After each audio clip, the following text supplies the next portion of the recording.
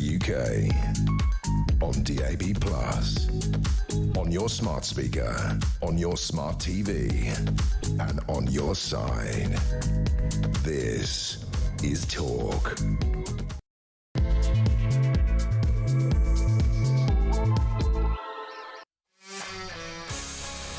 There you are. I'm Kevin O'Sullivan and I'm going to be with you for the rest of the afternoon. So good afternoon and welcome to Drive Time right here on Talk. As I just said, I am Kevin O'Sullivan and I'll be your host for 3 thrilling hours of news, views and topical debate all the way to 7 o'clock.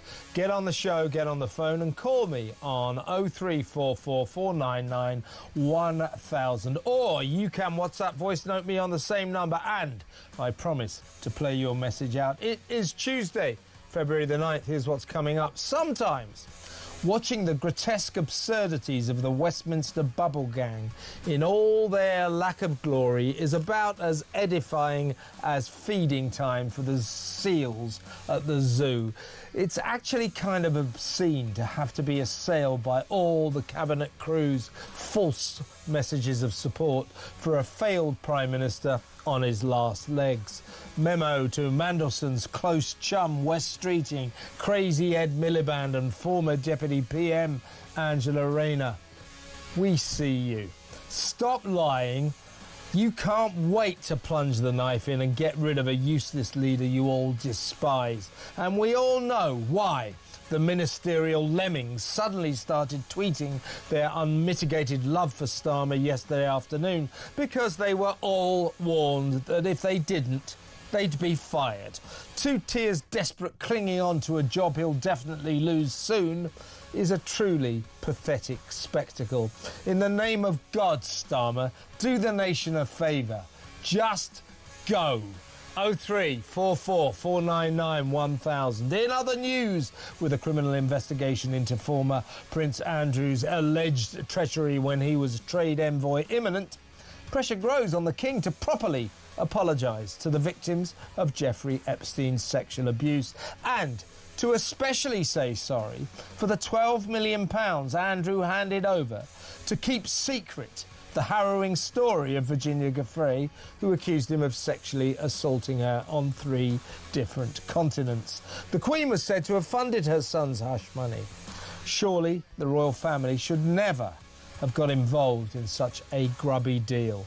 What do you think? 0344 499 1000. In other news, the NHS advertises for an Urdu-speaking nurse to help first cousins have children, despite the potential dangers to their babies. Fantasist Carl Beach, who persuaded Labour grandee Tom Watson, idiots in the media and the stupid police, that his nonsense about a VIP pedo ring was true, gets released after serving less than half of his 18-year sentence. Isn't that special? 0344 499 1000. And also, the lost advanced civilization historians believe was destroyed by an ancient cataclysm. All that and so much more, so don't go anywhere. Stick with me right here, right now on Talk, the home of free speech and common sense. Let's spend Tuesday afternoon together. Let's go straight over to my first guest. There's a lot to get through today. A warm welcome to the leader of the Advance UK Party, Ben Habib. Hi, Ben. Good afternoon, Kevin. Good to see you. Good to see you. Now, this is just broken, and I need to get your thoughts on it. An Afghan migrant, an asylum seeker, has just been found guilty at Warwick Crown Court of raping a 12-year-old girl. Ahmad Mulakil, 23, laughed as he raped and sexually assaulted and took indecent images of the schoolgirl in the pretty town of Nuneaton in Warwickshire. He was today unanimously convicted of child abduction, rape, 2 counts of sexual assault and taking an indecent video of his 12-year-old victim. Now, he has yet to be sentenced, but one would hope that they shove him away for life. Certainly a long sentence is clearly in order. But this just adds grist to the mill of the increasing fear We get more and more of these stories about asylum seekers and migrants. Just down the road, only a few months ago, in the town of Leamington Spa, very close to Nuneaton, two Afghani migrants, asylum seekers, staying in an asylum seeker hotel. They said they were 17, they looked a lot older, but they took a local vulnerable 15-year-old girl to a park and raped her. We have so many of these stories. There are so many. Every week. Every week. So many of these asylum seekers are either charged or convicted of serious crimes, often sexual crimes, rape, sexual assault, crimes of violence. There is this fear, Ben. And we keep letting these people in, these young men from very foreign countries with different attitudes to women. They come from foreign cultures. We keep letting them in. We don't ask any questions. There is this fear, is there not, as these statistics stack up, that we, the country of Britain, have made the biggest mistake in our history. We may have imported a sex crime epidemic. Yeah, I think a sex crime epidemic, an epidemic that tests our national security. It is utter madness to take your borders down. And, you know, I think it's Gad Saad who coined the phrase suicidal empathy. Well, this is suicidal empathy. We, in the pursuit of civilized policies, so-called civilized policies, allowing people in droves to cross the channel and enter our country illegally, if that in any sensible mind could ever be described as civilized. But anyway, taking the knee to these people who come across the channel, we've actually thrown our civil society under the bus. We have exposed our vulnerable children to rape. And this is an utter outrage. The point about government, its first principal duty, need I say it yet again, its first principal duty is to protect the people for which it is responsible. In our case, that's the British citizenry. Its first duty is not to people who would enter this country illegally, about whom we know nothing, and about now we have an increasing body of evidence come here to commit crime, including what we've just heard of. And as we all also know, the vast majority of people coming to this country are young men. They're not genuine refugees. And our system is rotten, broken and rotten. We should be intercepting these boats in the Channel. We should be refusing them entry into the United Kingdom. And if they inadvertently get through our blockades, they should be then arrested, detained, and deported. Doesn't matter how long it takes to track down these people. Doesn't matter how long they sit in detention. They should not be allowed to roam our streets freely. And the absurdity often of putting these migrants in hotels next to schools, I'm sure you're aware of that, Kevin. They often end up in next to schools, precisely where they should not be. And again, instead of keeping them in concentrated areas, the government is spreading them right across the country, effectively encouraging them to do maximum damage. We've lost the plot in this country. I'm pleased to say an advanced UK government would reverse it. And only a matter of time before there is an advanced UK government, Ben, obviously. But seriously, this is a proper issue that parties like yours should gather around and deal with and to campaign about. Now, just to give you a few details of this awful rape here, this guy, Malakil, was on trial with his co-defendant, guy called Mohammed Kabir, 24. He was accused of grabbing this poor girl by the neck with the intention of taking her away to commit a sexual offence. The main culprit, Ahmed Malakil, who's just been found guilty, 23 years old, his story is extraordinary. Both of these guys, by the way, neither of them can speak English, so they had to have interpreters in court, which is another issue. He went up to this poor little 12-year-old girl and asked her, "How old are you? 20? 19? 16? Now, she's 12 years old. You know what 12-year-old kids are like, particularly little girls. They like to pretend they're grown up. She said 19. Malakil asks, 19, really? Do you have ID? Presumably, he's thinking if she's 19, it's okay to rape her. Extraordinary. But this is just one story. Think about that. This is the reason he's asking all of that. Are you 19? Are you 16? Or I want to make sure you're. It's because he thinks that if she's over the age of consent, the legal age of consent, that it's okay to grope and rape her. This is what these guys think. He was never going to get her consent, was he? The purpose of the question is absolutely pointless. There was no real, genuine purpose. Maybe in his twisted mind, he somehow justifies himself if she's over the legal age of consent, but her consent was never. But I think it's my point, Ben, is it's an indication of a very different approach to women. From people, oh my goodness, from this guy than we would have, the average British guy. I mean, what's going to happen? Wouldn't think Kevin, about that, would they? What's going to happen is our young children are increasingly, our young children and women. Let's not forget women. Past the age of consent, are going to have to increasingly secure themselves against this kind of abduction, this kind of assault. We are going to end up. They will end up self-repressing themselves because the government hasn't done its job to protect this country. It's fundamental. Yeah, we've got to develop the courage to do what's right by the country. Just a few statistics to back up the fear that we've imported, not only a crime epidemic by letting all these, don't forget all these asylum seekers, as you say, they're nearly all young men. The fashionable way to describe them is young men of military age. You could describe them as young men of sexually active age, and then you'd go somewhere towards understanding the problem that we've got here.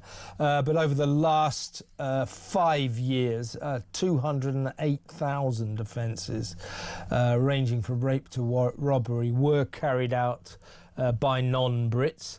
Ministry of Justice figures show foreign offenders make up around 12% of the total prison population, and foreign nationals are more likely to be arrested than Brits, 3.5 times more likely to be arrested than Brits.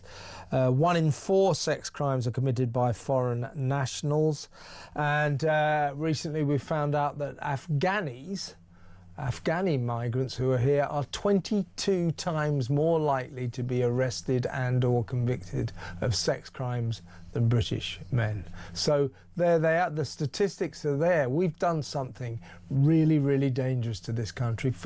Absolutely mad. First duty of a government is to keep its people, its population safe. This government, the Tories before them, have let us down on that front. And let's not forget the 23,000 Afghan migrants that were actually flown into the United Kingdom from Pakistan, some of whom who'd already had their asylum applications rejected because of the kinds of character that they were, together with their families, which was estimated to total around 100,000 people last year. Do you remember that? Yeah. And the estimated cost of $7 billion. We're actually not just failing to protect our borders, we're inviting people in. The government's inviting people into this country who have completely different cultures. Frankly, anyone who has that kind of view of a woman is a barbarian and shouldn't be in the United Kingdom in the first place, ever. No matter whatever his justification for leaving his home country is, he should not be here. Exactly right. Let's hope he gets a long sentence. It better not be 5 years and he'll be out in 2. It was a 12-year-old girl, for God's sake. What a horrendous crime. Horrendous. Let's move on to Downing Street, shall we, Ben? Quickly get your view on the unedifying antics of Starmer and his craven cabinet crew over the last 24 hours. They all stayed very, very quiet, didn't they, his front benchers, when Morgan McSweeney, his right-hand man, sensationally quit on Sunday afternoon. Suddenly, 24 hours later, yesterday, round about 2:30, almost methodically, every 2 minutes, every single one of them started tweeting, "Oh, we're full square behind Starmer. Keir's our man. He's brilliant. Yes, we totally support it." Yeah, right. We now know they were ordered to do this, and if they didn't, they'd get fired. And what I want to know, what I want to see, I am sick. Starmer comes in and goes, "Oh, I'm going to clear out the cesspit. I am sick of this cesspit cesspit. You got these people. You got among those who pledged their unmitigated love for their dear Prime Minister were Wes Streeting, who would plunge a dagger not only in his back but in his front if he got half a chance. He's screwed anyway. He's Mandelson's best friend, so we know that. You've also got Ed Miliband, who was one of the last to pledge his support. I absolutely am behind Keir. No, you're not, you liar. And then, of course, the worst liar of the lot, Angela Rayner. It's not the time to get rid of the Prime Minister now. While she's having her hair done and plotting to get rid of him, she can't wait to kick him out of Downing Street. They are a bunch of disgusting liars, aren't they? They are. And the point I think you made when you were just speaking now was that, you know, it's a cesspit that needs to be drained. And that can't happen unless we get a complete new influx of MPs. Starmer, by his appointment of Mandelson, actually reconfirmed, though we already all knew it, that those in power are part of this 25, 30-year-old interrelated bunch of chumocracy-based politicians, all looking after each other, scratching each other's backs, all knowing each other's dirty secrets, all having taken money, including Starmer, from people like Lord Ali and others, granting favours on the back of it. They've been abusing their position. They've been abusing their position for their self-enrichment and their advancement. And they're so now entangled in it. And that's why we need to clear out in Parliament. Recycling MPs who claim, oh, well, I misunderstood things before, I've now seen the light and I'm going to be a lot better. Recycling them into office is about as daft a brush I'll tell you what, Ben. I'll tell you what, Ben. Give it another week, he'll bring Mandelson back. Now, this sad little man, watching him desperately try to cling on to his job that he will inevitably lose later, if not sooner. Keir Starmer has been, you know, just tragic, a tragic sight to see. Is this all he can do? Just, I want to stay. I want to be the Prime Minister. What is the damn point, Starmer? You're finished. He's made another attempt at defending his sorry backside again today. Have a look at this. I am their Prime Minister, and this is their government. And I will never give up on that fight. There are some people in recent days who say the Labour government should have a different fight, a fight with itself, instead of a fight for the millions of people who need us to fight for them. And I say to them, I will never walk away from the mandate I was given to change this country. I will never walk away from the people that I am charged with fighting for. And I will never walk away from the country that I love. Yeah, you will. You're going to get kicked out, and everybody wants you to be kicked out. It's ridiculous. What? It's like a sort of sick comedy show, isn't it? What? Who is he? Who is he kidding? He could be gone tomorrow. He might be gone by the end of the week. If he's not gone by, say, the end of this month, he'll be gone in May. He's going. It's almost like he shies away from every fight, doesn't he? The idea that he keeps saying, I would never give up on a fight. Rubbish. Every 5 seconds you try something and then you reverse the position when you I always give up on a fight. That's exactly it. Listen, Ben, time is against us. I've got to go now, but great to have you on the show. And I believe we're filming Plank of the Week tomorrow, so I'll see you on that tomorrow. So excellent contribution there from Ben Habib, leader of the Advance UK Party. Now, the Mandelson saga, it has emerged today. The Telegraph is reporting hard evidence that Keir Starmer knew full well how close Mandelson was to Epstein after Epstein was convicted of paedophile sex crimes, and knew about the closeness of this relationship despite his denials to the contrary.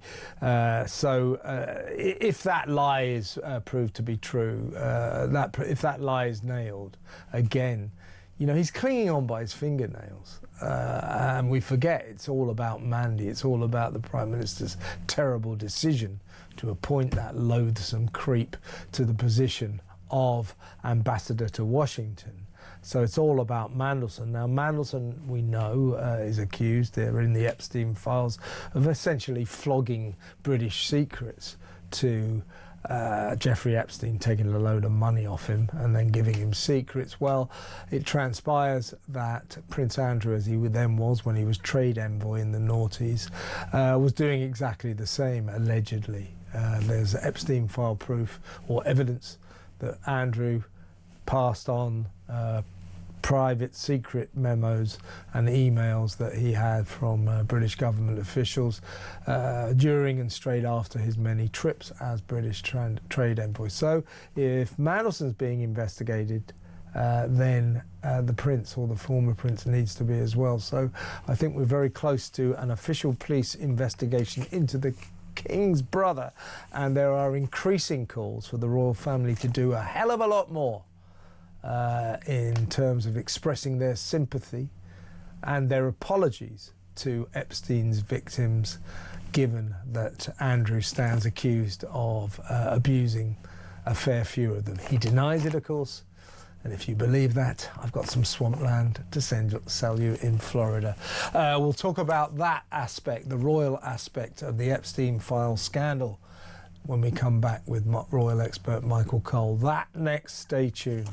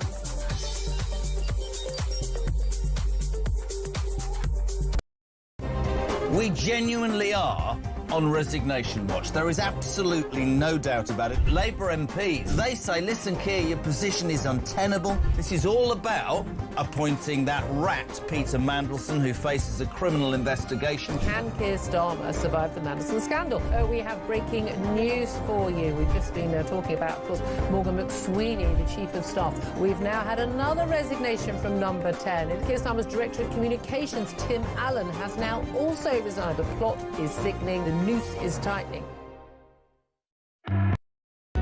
Across the UK, on DAB+, on your smart speaker, on your smart TV, and on your side.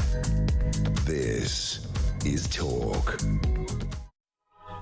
Now, let's talk about the King. There's no doubt that he has acted in the end, very decisively about his awful brother Andrew. Stripped him of all his titles, kicked him out of the Royal Lodge now. He's now living in fairly reduced circumstances in Sandringham in Norfolk. Reduced circumstances, you know, he's got servants, a chef, 5 bedrooms. Oh, how will he get by? And his brother's paying for him, going to give him money. I reckon the King shouldn't pay for him. Tell him to go out and make a living himself. But yesterday the King basically threw his brother to the wolves. He said that he announced his absolute support for the victims of Jeffrey Epstein's sex sex crimes, and he said he was ready to help with any police probe into Andrew amid frightening, scary claims that he leaked confidential documents, British documents, to his pedo pal Epstein. So the King realising that it's getting very bad for Andrew. The trouble is, people are saying this is too little too late from the royal family, and they've got to come clean with a much more effusive apology for the Epstein saga involving Andrew. And there are elements of this which are not a good look, and I think the royal family have got to atone. Let's talk to royal commentator, former BBC royal editor, Michael Cole. Welcome, Michael. Good afternoon, Kevin. You know the word unprecedented, we're hearing quite a lot of it. And this scandal really is unprecedented. It used to be said in the simple days that scandals in America were all about money and scandals in Britain were all about sex. Well, this scandal embraces, if that's the right verb, both sex and money. And it is impossible to exaggerate the seriousness of the situation as it pertains to the royal family and to the monarchy.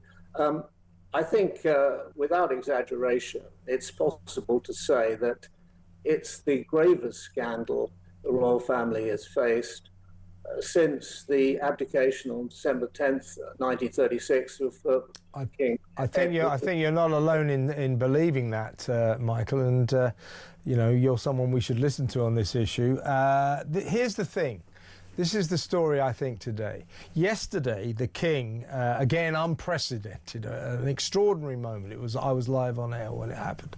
I said, this is sensational. It was when the King made clear that him and the royal family had the utmost sympathy for the victims of Epstein's sexual abuse. This clearly is a reference to Virginia Giuffre, who accused Andrew of sexually abusing her on 3 different continents. He, of course, denies that, but gave her £12 million not to go to a civil court in New York and talk all about it. So make of that what you will. Now, the King also said that he would cooperate, support fully any investigation by the police, because an investigation is coming. I'm surprised it hasn't been announced already, but very soon the police will announce an official criminal investigation into the former Prince Andrew for allegedly effectively selling documents, secrets, from his time as a British envoy to Jeffrey Epstein, because he was clearly getting money from Epstein and was passing him these secrets. So that will be the nature of the investigation. The King said, I will cooperate fully with any probe into my brother's activities. Big moment, big moment. It was the moment, you could say, if you use the vernacular, that the King threw his brother to the wolves. But here's the problem.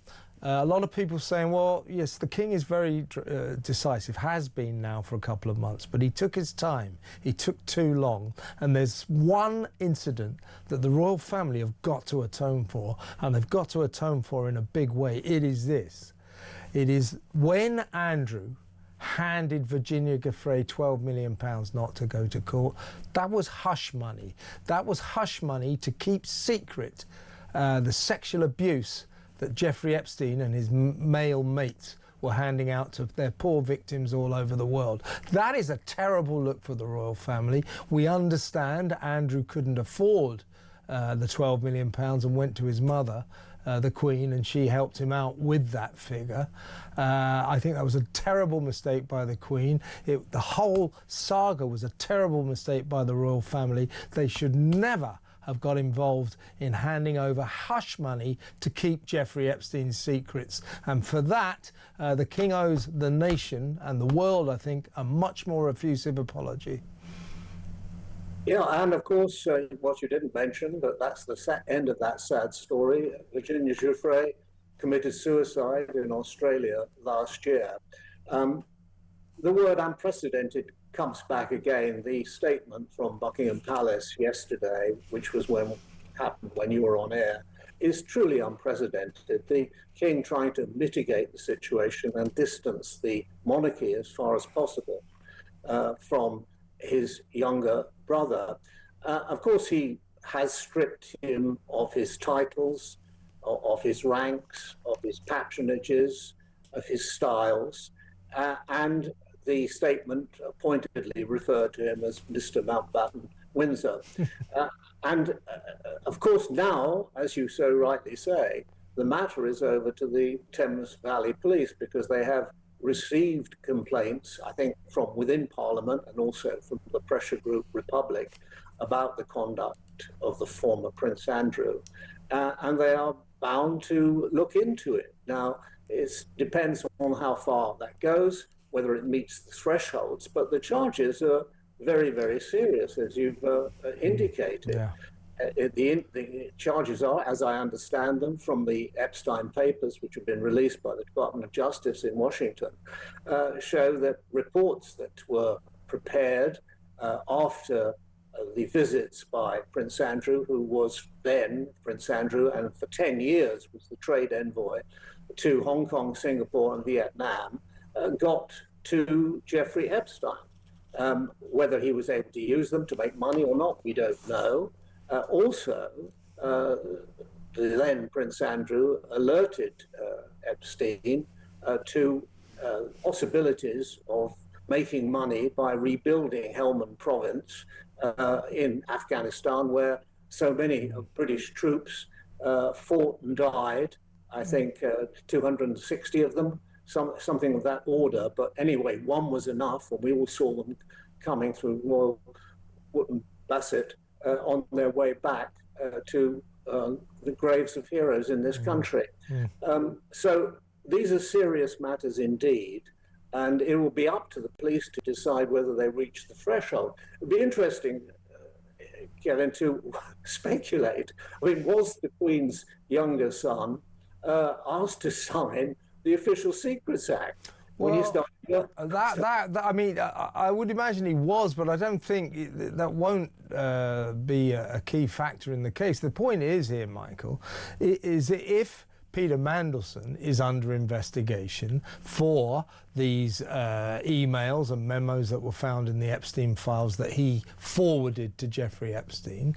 I mean, there's always the possibility that these are forgeries, so you've got to be careful here. But if they are genuine, then it's quite right, of course, that Peter Mandelson is being investigated by the police, a proper criminal investigation. Now, if that is the case, he stands accused of doing exactly what the Epstein files show that Prince Andrew was doing with confidential British documents as well, forwarding them to Epstein. So if Mandelson is under investigation, pretty soon, Prince Andrew, as he then was, or Andrew Mountbatten Windsor, just has to be. There is no ifs, no buts. He has to be investigated. And that, I think, is a huge crisis for the royal family. And somehow or other, the King has got to do a lot more than he's done so far. I think it was William that... I mean, I was reading 2 days ago, pieces in the paper by historians, A.M. Wilson in the Mail, saying the King must say sorry to Epstein's victims. The very next day, yesterday I believe it was, or was it Sunday, Prince William in Riyadh, over in Saudi Arabia, through his spokesman, Kate and William, issued their apology to the victims. And clearly William is saying to his dad, you better get with the programme. So later in the day, Charles did it. But in terms of the King, our sovereign, it's not enough. And they've got to get to grips with the handing over of £12 million to keep the secrets of what Jeffrey Epstein did. That is a dreadful look for the royal family. They need to negotiate that or navigate those difficult waters, don't you think? Yeah, if there's one positive aspect, and I think it's a qualified positive aspect, but it's a real one. One good thing is that from the very beginning of this scandal, before it became as intense as it is now, Prince William took great steps to show, and obviously it was the reality, that he was cold shouldering as far as possible his uncle, Prince Andrew, as he then was. You saw that in the photo calls at various events. He was not wanting to stand next to him. Yes, I remember that. That was the funeral of someone, wasn't it? I think. Yeah. But he was certainly putting as much distance as possible between himself and the then Duke of York, as he was. There you are, you see them after this funeral. That was it, yeah. Yeah. There we are. But not wanting to talk to him, talking to anybody other than him, and getting some distance between himself and the Duke. Now, the Duke's wanting to talk to him. Does William want to speak to him? No, he doesn't. It was, yeah. Does he not? He looks away, not a word, not a word. In other words, please don't bother me. Yeah. And I think that bodes well because, of course, at the moment, there was an unprecedented, to use that word again, statement yesterday from the Prince and Princess of Wales. He's now in Saudi trying to do his job. Yeah. He'll be going to Australia with the Princess later this year. At least that's the program. Yeah. And he's got to rise above all of them. William is leading the way on all this. He realises that the royal family are in trouble on this. They haven't done nearly enough, and we are going to demand, actually, much more of a statement from the King. They need to start talking about Andrew. No more of this kind of vague parameters and obfuscation, not mentioning details. They need to start talking about Andrew. Otherwise, God knows what's going to happen. Michael, really good to talk to you. Thank you so much for your time. Michael Cole there, royal commentator. Let's go to a break. When we come back, we're going to talk about the NHS nurse they're advertising for a nurse who speaks Urdu to help the first cousins have babies, even though first cousins having babies have a high percentage chance of producing defects, birth defects. We'll talk about that next. Stay tuned.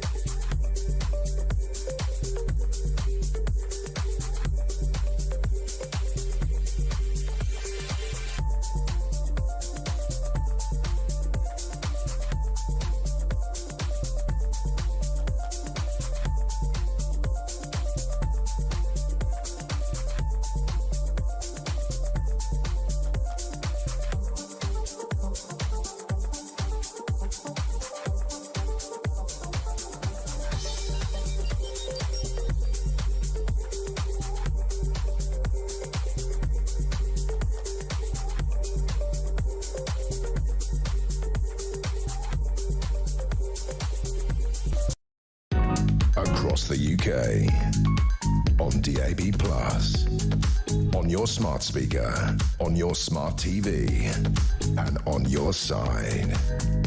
This is Talk. Welcome back. Now, breaking news. The former communications chief at Downing Street, a guy called Matthew Doyle, he quit some time ago, but was in January last month appointed to the House of Lords. Of course he was. You know, he used to work in Downing Street. Give him a peerage, 350 quid a day. The taxpayers can afford it. Turns out Matthew Doyle has a long past association with a paedophile counsellor. He was nailed for that. Not a relationship, but he was friends with him and he helped campaign for this pedo. He has now apologised, Matthew Doyle, for his past association with a paedophile counsellor and magnanimously conceded that when he goes to the House of Lords, he will not be taking the Labour whip. Well, don't go then. This is just, it's revolting, isn't it? So Starmer gives him the job. Turns out he's some pedo's mate. He apologises for that. He's still going to take his 350 quid a day to be in the House of Lords, but he won't be there as a Labour Lord. He's just going to go up and take the money. This is what we are campaigning against. This is what we've had enough of. Jobs for the boys, all this lot with their noses in the trough. You know, it's disgusting. That's what Mandelson's all about. The great and the good, these people around Westminster who get all these gigs and all these jobs, and we have to pay for it. It's got to end. It's got to end. Royal family's in this as well. Had enough of it, haven't you? 0344 499 1000. Now, let's talk about the NHS. This is the Manchester NHS are advertising for a nurse. They want a special nurse who speaks Urdu. And this nurse's job is going to be to help first cousins have babies. These are first cousin marriages. Obviously, it's an Islamic ritual. It's an Islamic thing. First cousins get married. Now, in this country, we don't like the idea, but for some reason, we don't make it illegal. It's legal for first cousins to marry. But when they do marry, if they have a child, that kid has a 15% higher chance of being born with birth defects than children born of normal marriage. So first cousin marriage is a system by which babies are far more likely to be born deformed with birth defects than by any other form of marriage. So we ought to make it illegal. But of course Labour want the Muslim vote, don't they? So they're not doing this. And it carries on being legal. But you would hope, wouldn't you, that the NHS might rail against it. Instead, they want a nurse who is fluent in Urdu and someone who values diversity and difference, as in the difference between babies born of normal marriages and babies born of first cousin marriages, because they are 15% more likely to be born with birth defects than kids from other marriages. That's what valuing diversity and difference means in this circumstance. Isn't that special? Let's go over to political commentator Benedict Spence. Welcome, Benedict. Personally, I've had just about enough of this. It's about time we made first cousin marriage illegal. The fact that we don't is just extraordinary, bizarre as far as I'm concerned. Your thoughts? Well, it is. But it's not illegal in this country because for a very long time it was sort of taken as read that people could be trusted not to do it. They didn't need to be made illegal because they didn't need to explain to people, oh, this isn't a good idea. And this is, this is why we had things like parish registers. And I know that, must sound very terribly dull to lots of people, but that is what those things were for. So you could check that you weren't marrying somebody, who from the next village over, who it turns out you were a little bit too closely related to. We never needed, therefore, to make it illegal because people had that sense, well, that common sense, if you like, not to take that step. But we have decided to invite millions of people in this country from around the world where they have not taken the enlightened step not to marry their cousins, and they do it for very specific reasons. It's not just religious, it's also cultural. It is largely down to trying to concentrate power within families and within clans, and it creates bonds to your extended family. It is one of the reasons, for instance, why things like organized crime proliferate, but also things like, for instance, a sense of omerta when, say, you have an individual accused of activities involving grooming gangs, for instance, and everybody asks, well, if everybody knew about this, why didn't members of the community speak out? Why didn't somebody say something? Why? Because everybody's related to each other and they don't want to dob in their own cousins, who may in fact also be somebody that they've married. But this is the thing, we've invited lots of these people into this country. They aren't interested, it seems, in picking up on any of our cultural norms, because unlike most normal countries around the world, we don't really make migrants assimilate. We just sort of say to them, British culture doesn't matter, do what you want. And what do you get as a result? Well, as you say, you get people marrying their cousins. More likely their children, therefore, will have birth defects, which costs us all, the taxpayer, a huge amount of money, because, they're much more likely to need assistance. It's a form of child abuse, Benedict. Let's talk about the NHS. in effect endorsing first cousin marriage. Only last month they issued new guidance saying that the risks of congenital diseases in babies born of first cousin marriages are exaggerated and hilariously unwarranted, on the grounds that 85 to 90% of cousin couples do not have children. Well, that's beside the point. What about the 15% who do have children? Frankly, I doubt that statistic. The point is, what the NHS is doing here is advertising for a nurse. Have we lost him? Well, anyway, what the NHS is doing here is advertising for a nurse to specifically help first cousin married people have children. Then there is a 15% higher chance that those kids will be born with defects. Why is the NHS sponsoring this? Why is the NHS saying, oh, concerns about this are exaggerated? Last week we carried a similar story about Bradford NHS looking for a nurse to deal with first cousin marriages. Look, the NHS must, of course, deal and treat the kids born of these marriages if they're born deformed and with birth defects. Of course, that's the case. But should they be encouraging first cousin marriages? Oh, the risks are unwarranted. Oh, let's have a nurse to help them have these children. A health service encouraging people to get married in the full knowledge that if they have children, there is a 15% higher chance of them having birth defects than normal children from normal marriages. The health service. Where is the service in that? That's a disservice. Let me know what you think. 03444991000. Thanks to Benedict Spence there, who we lost through the vicissitudes of technology. But let's go to break. When we come back, we'll talk to Kelly J. Keane about this very same issue. That next, stay tuned.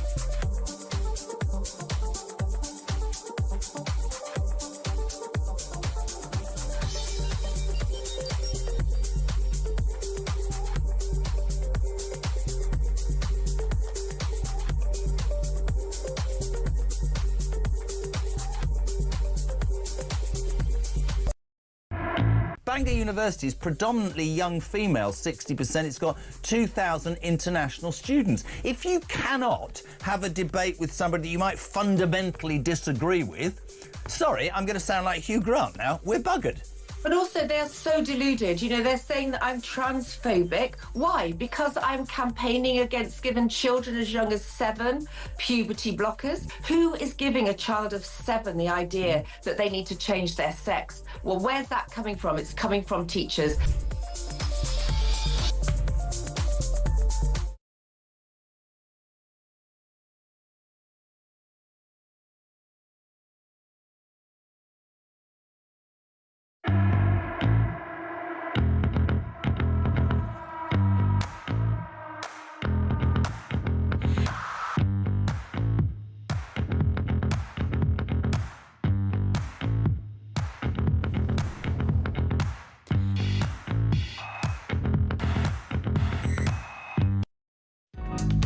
across the UK.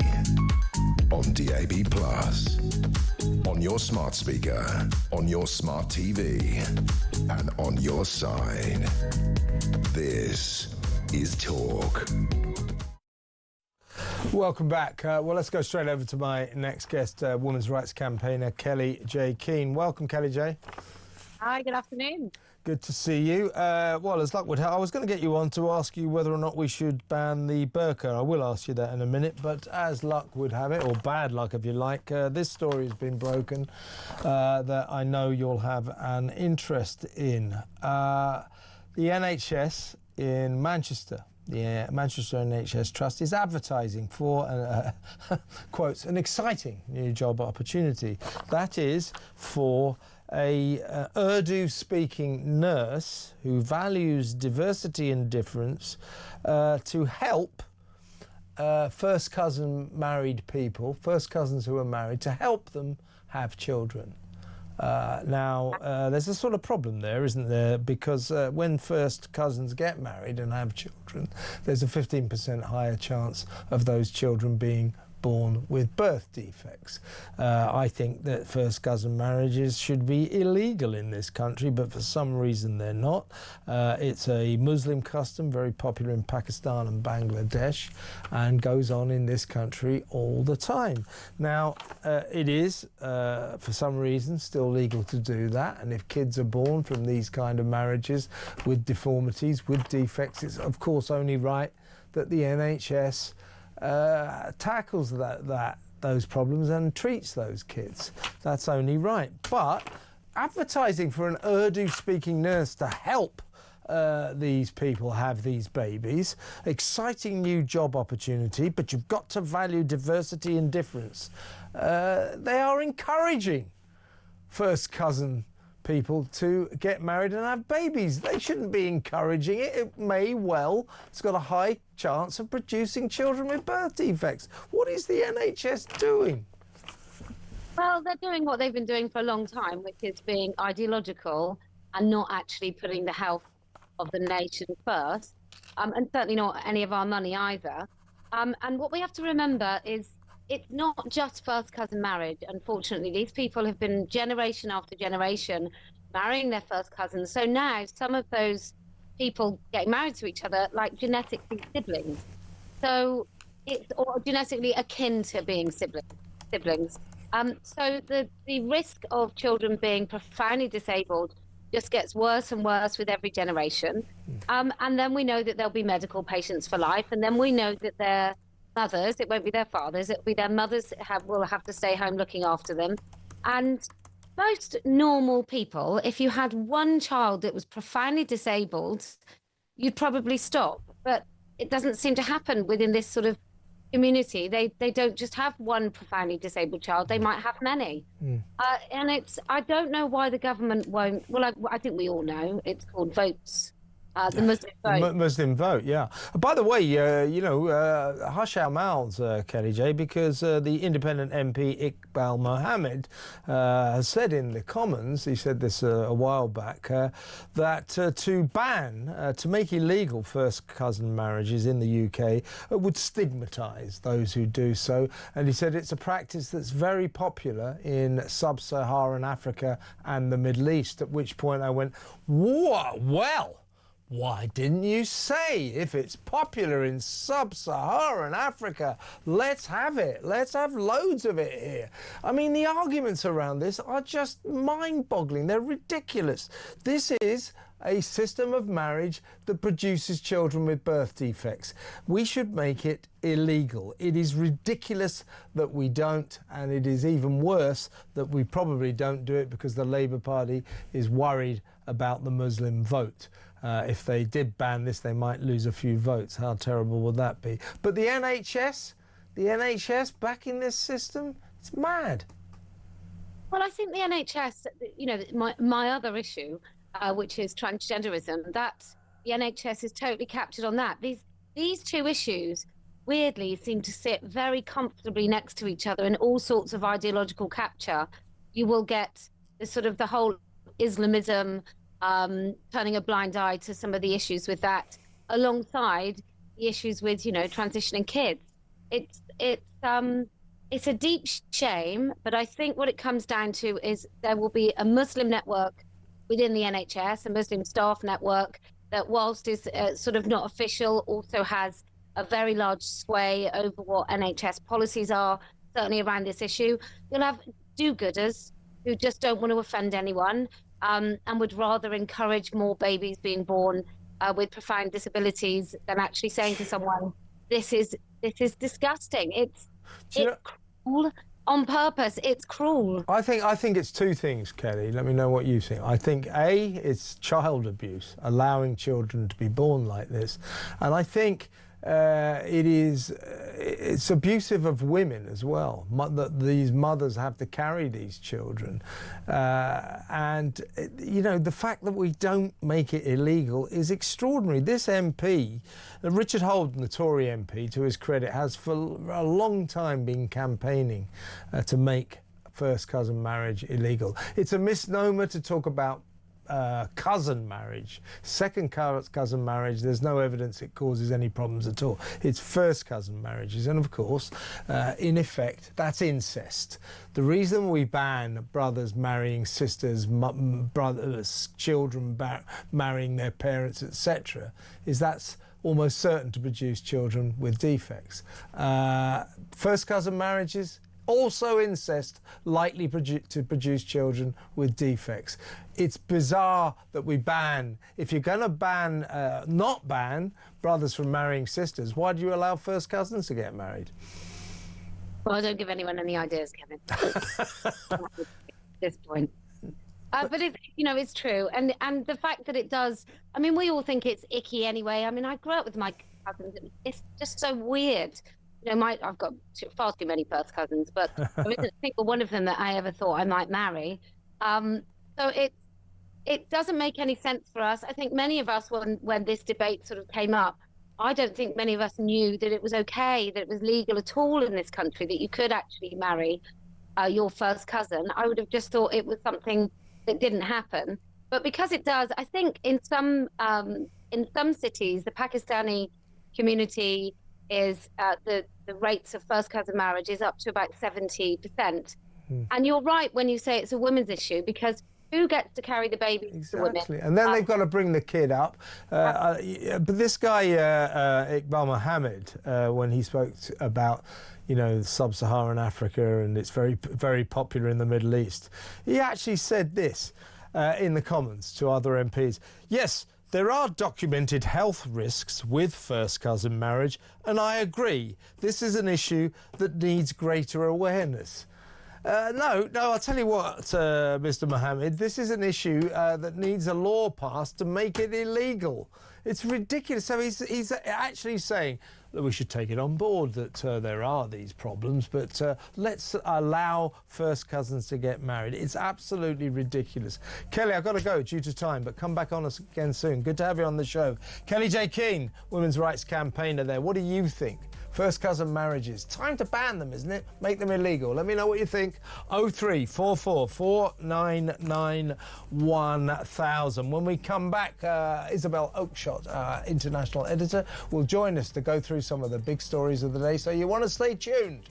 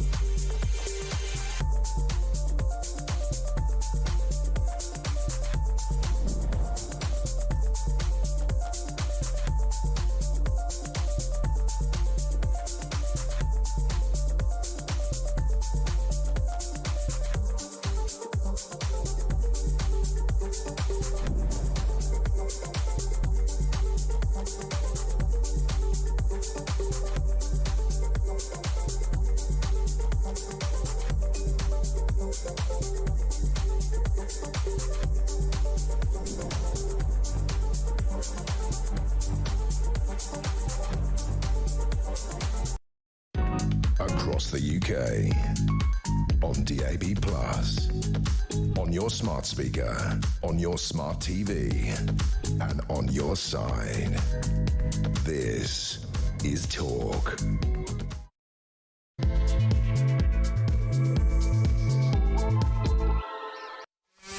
Welcome back. Let's, in a little while, we're going to talk about that terrible rape, the asylum seeker, 23 years old, just convicted, found guilty of raping a 12-year-old girl. Grilled her first about how old she actually was. Are you 20? Are you 19? Are you 16? Can I see ID? Why? What's the difference? But she apparently told him she was 19, and he seemed to think that was the green light to rape her. Extraordinary. We'll talk about that in just a little while. We also need to talk about Keir Starmer's former communications chief, Matthew Doyle, or Lord Matthew Doyle, as we must call him now. He's not going to take the Labour whip in the House of Lords because he's just apologised for his past association with a paedophile councillor. Well, if you can't take the Labour whip and you've just been appointed by the Prime Minister, then you can't go into the House of Lords, surely. We've got to clean up that cesspit. Westminster is a cesspit. It's all jobs for the boys, backslapping. People like Mandelson, you know, appointed to the highest positions by their mates, loads of money, big pensions. He got a six-figure payoff for being sacked in disgrace from our American embassy. Unbelievable. Unbelievable. He got £31,000 a year for being European Trade Commissioner, EU Trade Commissioner for about 10 minutes. It's got to stop. We're paying for all this. We're paying for all this. Matthew Doyle, the pedo's pal, will now pick up 350 quid a day every time he goes to the House of Lords. He shouldn't be there. Why is he there? Just because he used to work for Starmer, because he was another one of Starmer's completely useless communications chiefs who can't communicate. What he should do, old Starmer, is try to hire someone who knows something about the press. These people are just lifelong spads. They're just Westminster geeks. They don't know how the media works. That's why Starmer has been unable to sell his message, because all of his communications chiefs are completely useless. Another one quit yesterday. Let's go over to talk about some of the big stories of the day to our brilliant international editor, Isabel Oakeshott. Hi, Isabel. Good afternoon. Well, today feels quite a lot calmer, doesn't it? I mean, there's still plenty of stories for us to get our teeth into. Yeah. But we're not quite on Starmer on the brink tonight, are we? Well, let's give it 10 minutes. Let's get him back onto the brink, shall we? I mean, the Telegraph.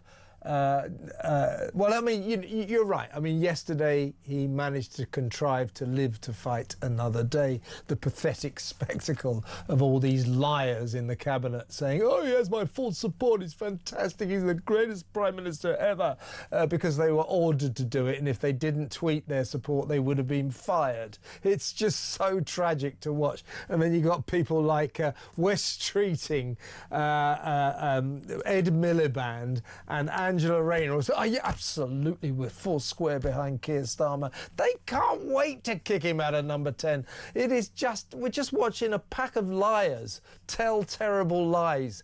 And today we learn that the former communications chief, one of the many that Keir Starmer's had, Matthew Doyle, has just apologised for his association with a paedophile councillor and therefore won't be taking the Labour whip in the House of Lords, but will be taking the 350 quid a day to go there as an independent. We are the taxpayers, Isabel, and we are being taken for a ride by this Westminster gang. I mean, I am just so fed up of all of this. Exactly. Files everywhere. I don't understand it.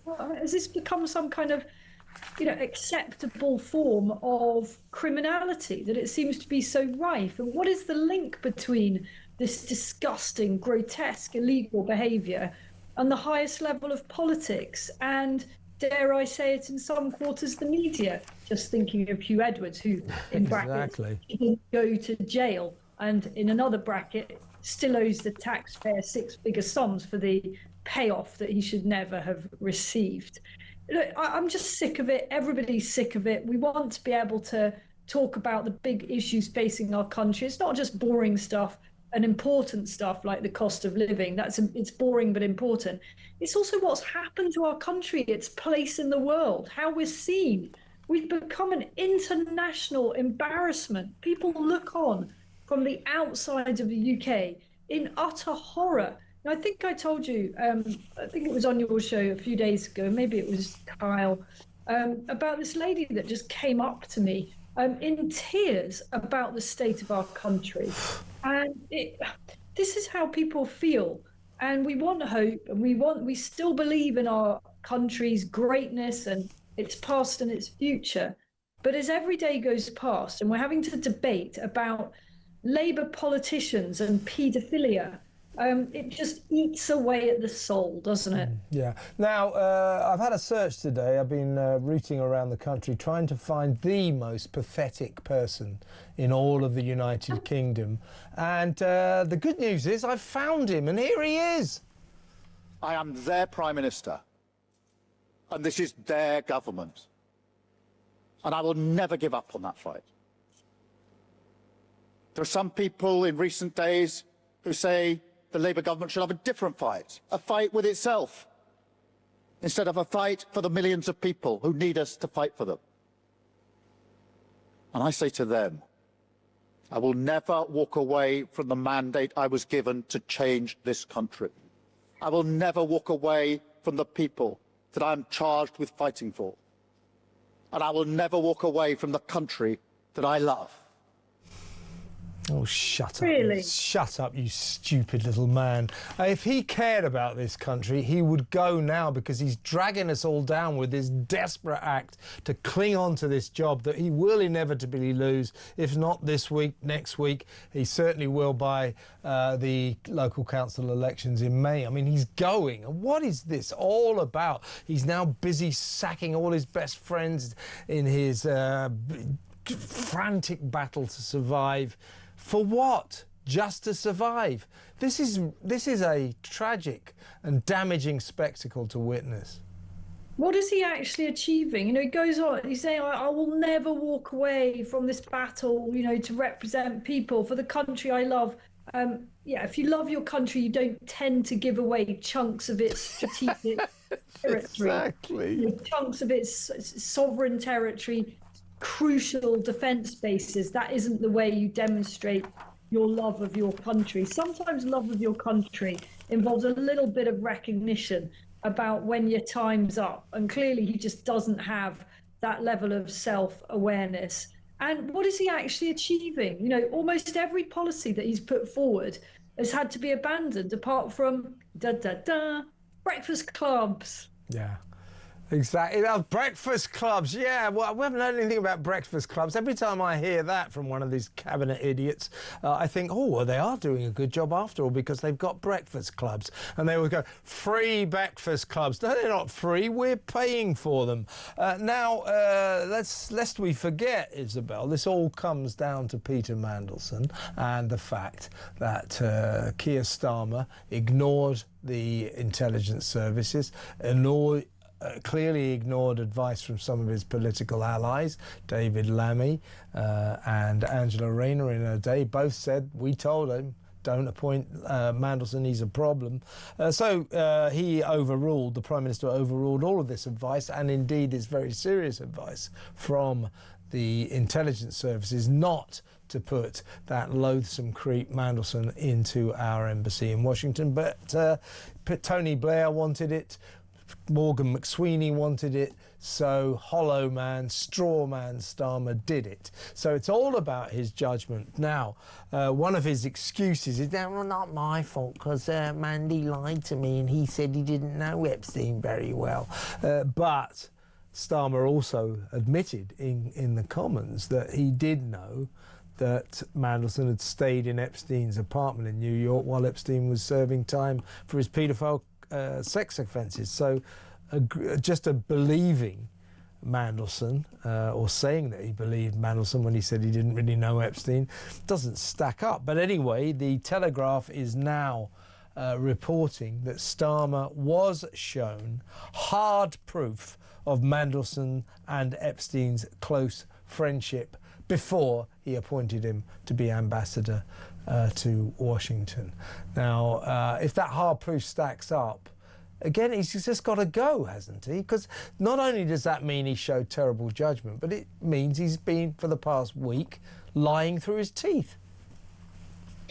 What I would say is that there comes a point in a political scandal, whether fairly or unfairly, where voters broadly have just made up their mind about something. They're not actually interested in the he said, she said, when this happened, and actually, you know what, in fact, someone told me this or someone didn't tell me that. It's over. This is what happened to Boris over Partygate, and you could be dispassionate about it as a political commentator and an analyst and say, you know, I don't really care whether Boris was, accosted by a birthday cake, whether Boris had a glass of wine in number 10 when he shouldn't have.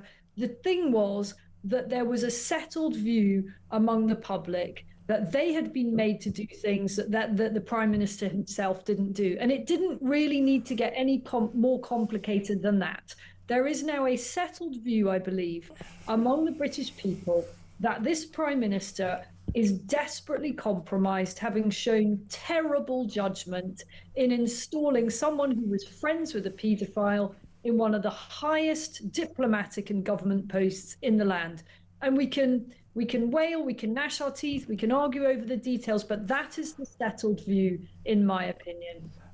Indeed, and Keir Starmer, he should be able to read the room. I mean, none of his cabinet actually support him. They're just sort of forced to. And he's got to sit across in the cabinet, across from West Streeting, Mandelson's best friend, who he knows is desperate to kick him out. So is Ed Miliband.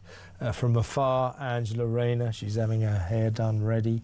He's just a dead Prime Minister walking, and he must see this. And as such, he might as well go now rather than put himself through this agony. But he's such a strange little man that I suspect he'll stay there until the bitter end, till he's kicked out, almost literally kicked out in embarrassment.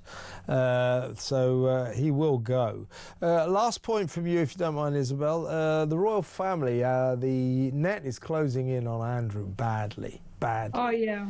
Badly. Yeah. The King yesterday saying he's ready to support any criminal investigation into Prince Andrew's behaviour when he was trade envoy, allegedly basically selling secret documents to Jeffrey Epstein, as he travelled the world doing deals for Britain and indeed himself.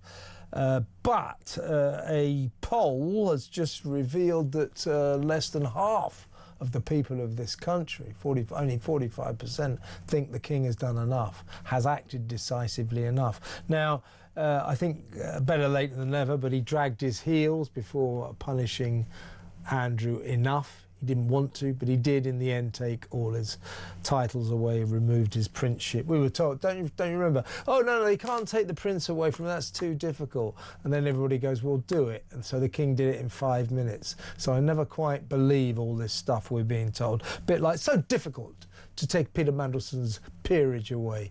No, it isn't. Do it. Anyway, the public, the King's subjects are unhappy with the royal family. They are unhappy with the way they've dealt with this. And I'll tell you what the King has to do. He has to make a statement. He has to talk to the people, and he has to start mentioning his brother. He has to start talking about Andrew as the man who has brought the royal family low.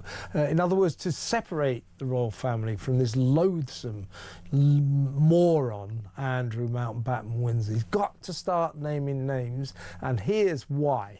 Because at a certain point, Andrew handed Virginia Giuffre £12 million, not to go to a civil court in New York to sue him. Now that added up to hush money from the royal family to keep secret what Jeffrey Epstein and allegedly Andrew were doing to their victims all over the world. The royal family paying hush money to keep the secrets of a paedophile sex criminal. That's a terrible look, and the king had better address it. He better get to grips with that, because that is at the heart of why the British public is saying the royal family, King Charles, has not done enough. He needs to start talking, doesn't he?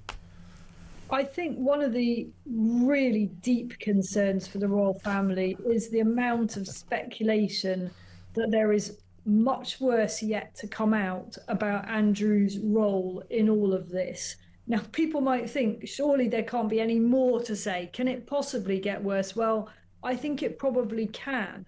And there are certainly those who believe that it's not beyond the realms of possibility that Andrew Mountbatten Windsor may find himself prosecuted, could ultimately end up in jail. Now, it's almost inconceivable to those of us that love the royal family and just can't get our heads around the idea that the Queen's son could end up behind bars. It's hard to imagine, isn't it? And you sort of think surely there'll be some kind of, dirty deal done between people at the top of the establishment to make sure that that doesn't happen. But I don't know. I'm not sure who's controlling this now. Is it controllable? It's the Americans who hold all the information, isn't it? And can those at the top, can the king stop more stuff being released? It could be very damaging. He's just the king has to do more. He yesterday they took too long to do this. Prince William set the ball rolling in Riyadh yesterday or Sunday when he said that he and Kate were very deeply concerned about the allegations against Prince Andrew, or the former Prince Andrew. And yesterday the king came out saying what his main concern was for the victims and so on and so forth. But it's not enough.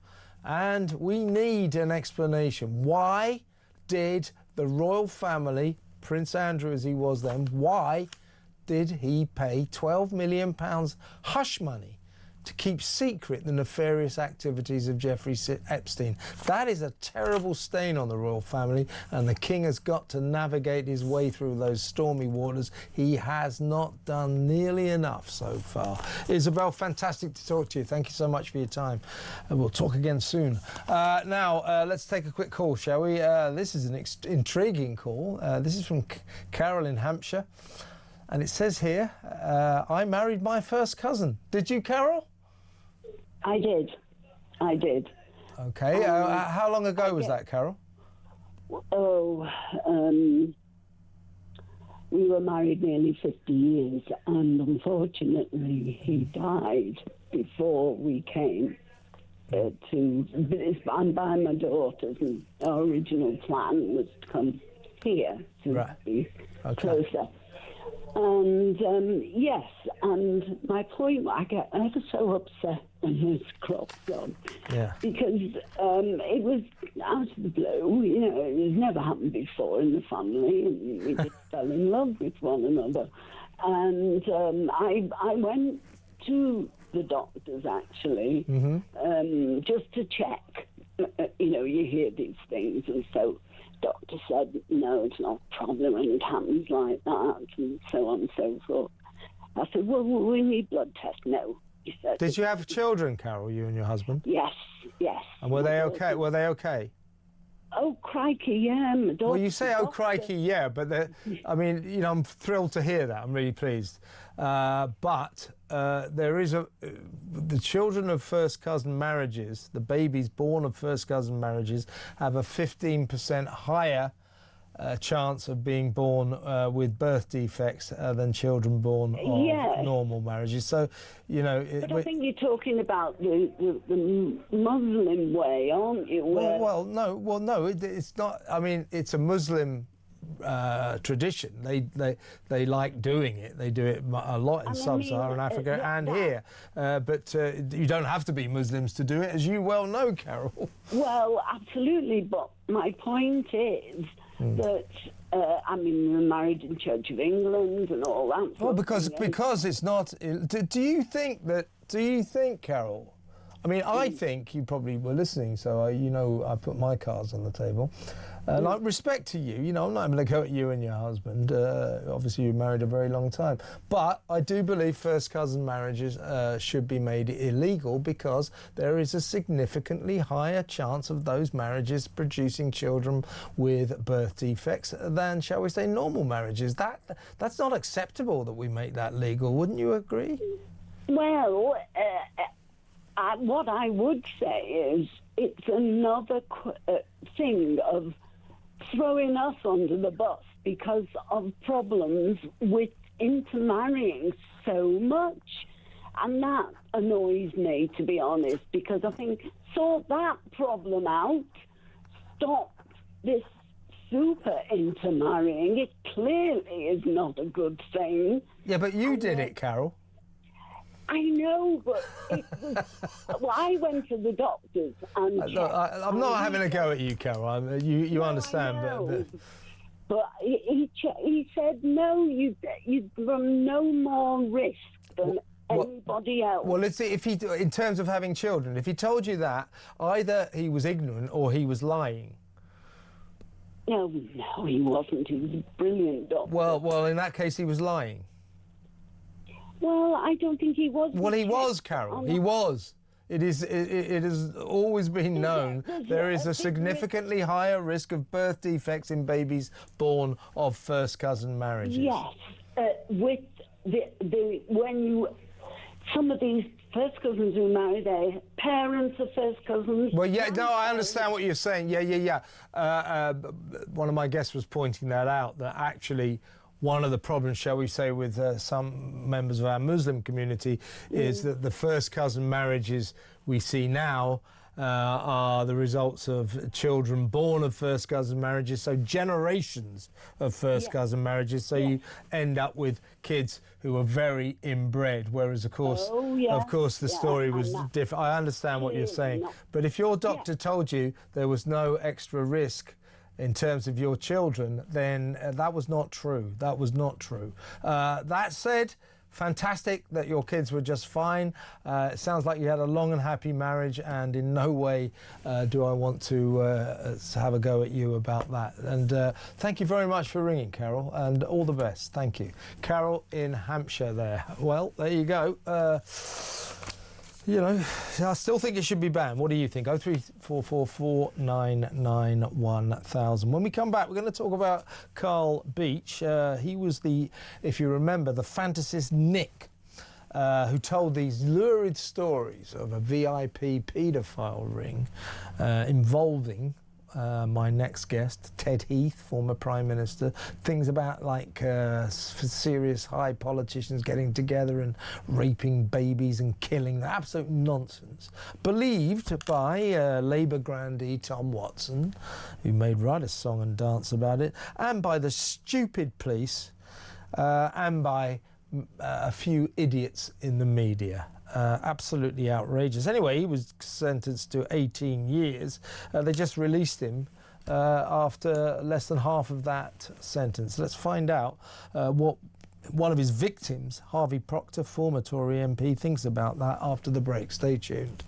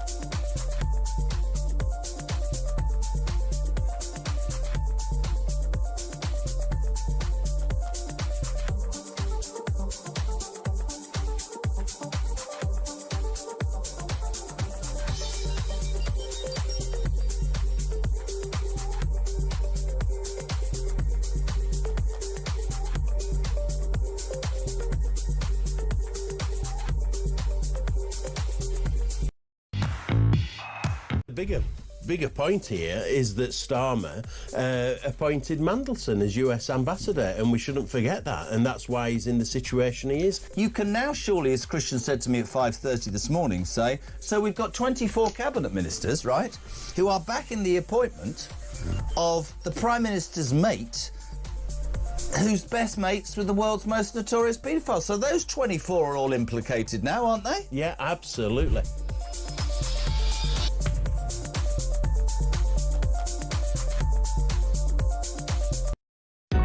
Across the UK, on DAB+, on your smart speaker, on your smart TV, and on your side. This is Talk. Yeah, welcome back. Carl Beach, if you remember, he was called Nick by the police, who wanted to keep his identity secret to protect him because he was revealing such incendiary information about people in high places. Ted Heath, former Prime Minister, various senior politicians, and my next guest, Tory MP Harvey Procter. Apparently they were killing babies, they were raping babies, and so on and so forth. Incredibly, the stupid police completely fell for this. Various stupid members of the media fell for this. And of course, the former Labour deputy leader, Tom Watson, almost made a career out of it. He had to apologise in the end. Let's talk to one of the victims of Carl Beach's fantastical lies, Harvey Procter, former Tory MP, who lost his job, his livelihood, and everything really because of this. Harvey, welcome to the show. Thank you for joining us. If I can ask you first, before we get into some of the details, what do you feel about the fact that the man who ruined your life got a 18-year sentence, very serious, long sentence for his awful lies, which I think was probably deserved? They've let him out after serving about 40% of that sentence, less than half. How do you feel about that? Well, I only gained this information from the media. You talk about me being a victim, and there are other victims too. And I think we should think about all the victims of Carl Beach, too many to mention, but his ex-wife, his mother, his son, those children that he photographed illicitly in his home. But in my case, yes, as you said, I lost a lot of things. But the Ministry of Justice does not regard me to be a victim of perverting the course of justice. It's the Crown. So the Ministry of Justice did not forewarn me or alert me to the fact that Carl Beach was being let out, or indeed the terms and conditions on which they have drafted his license to come out of prison early. With regard to him, I have nothing but cold dismay and Contempt, I would have thought, and I wouldn't blame you for hating this man for what he did to you. Don't forget, he also, Field Marshal Lord Bramall, do you remember how he was accused by Beach, or Nick as the police called him? He had his property raided after being falsely accused. His wife was suffering from dementia. Leon Britton was brought into it as well, the late Leon Britton, and so on and so forth. Of course, the late former Prime Minister, Ted Heath. So many people, and you were accused of, killing babies, raping babies. Carl Beach said that you and your ilk tortured him with wasps and snakes. Now, think of all of that, Harvey. I'm sure you have a lot. Why the hell did the police believe this lunatic? I cannot be 100% sure. I lay much of the blame on our present Prime Minister, Sir Keir Starmer, when he was Director of Public Prosecutions. Yes, there during Operation Midland, but before then, he had concern about the number of rape convictions.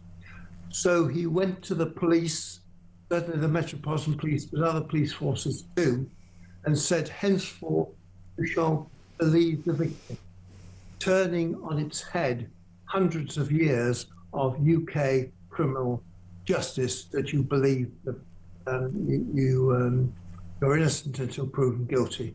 So he changed all of that.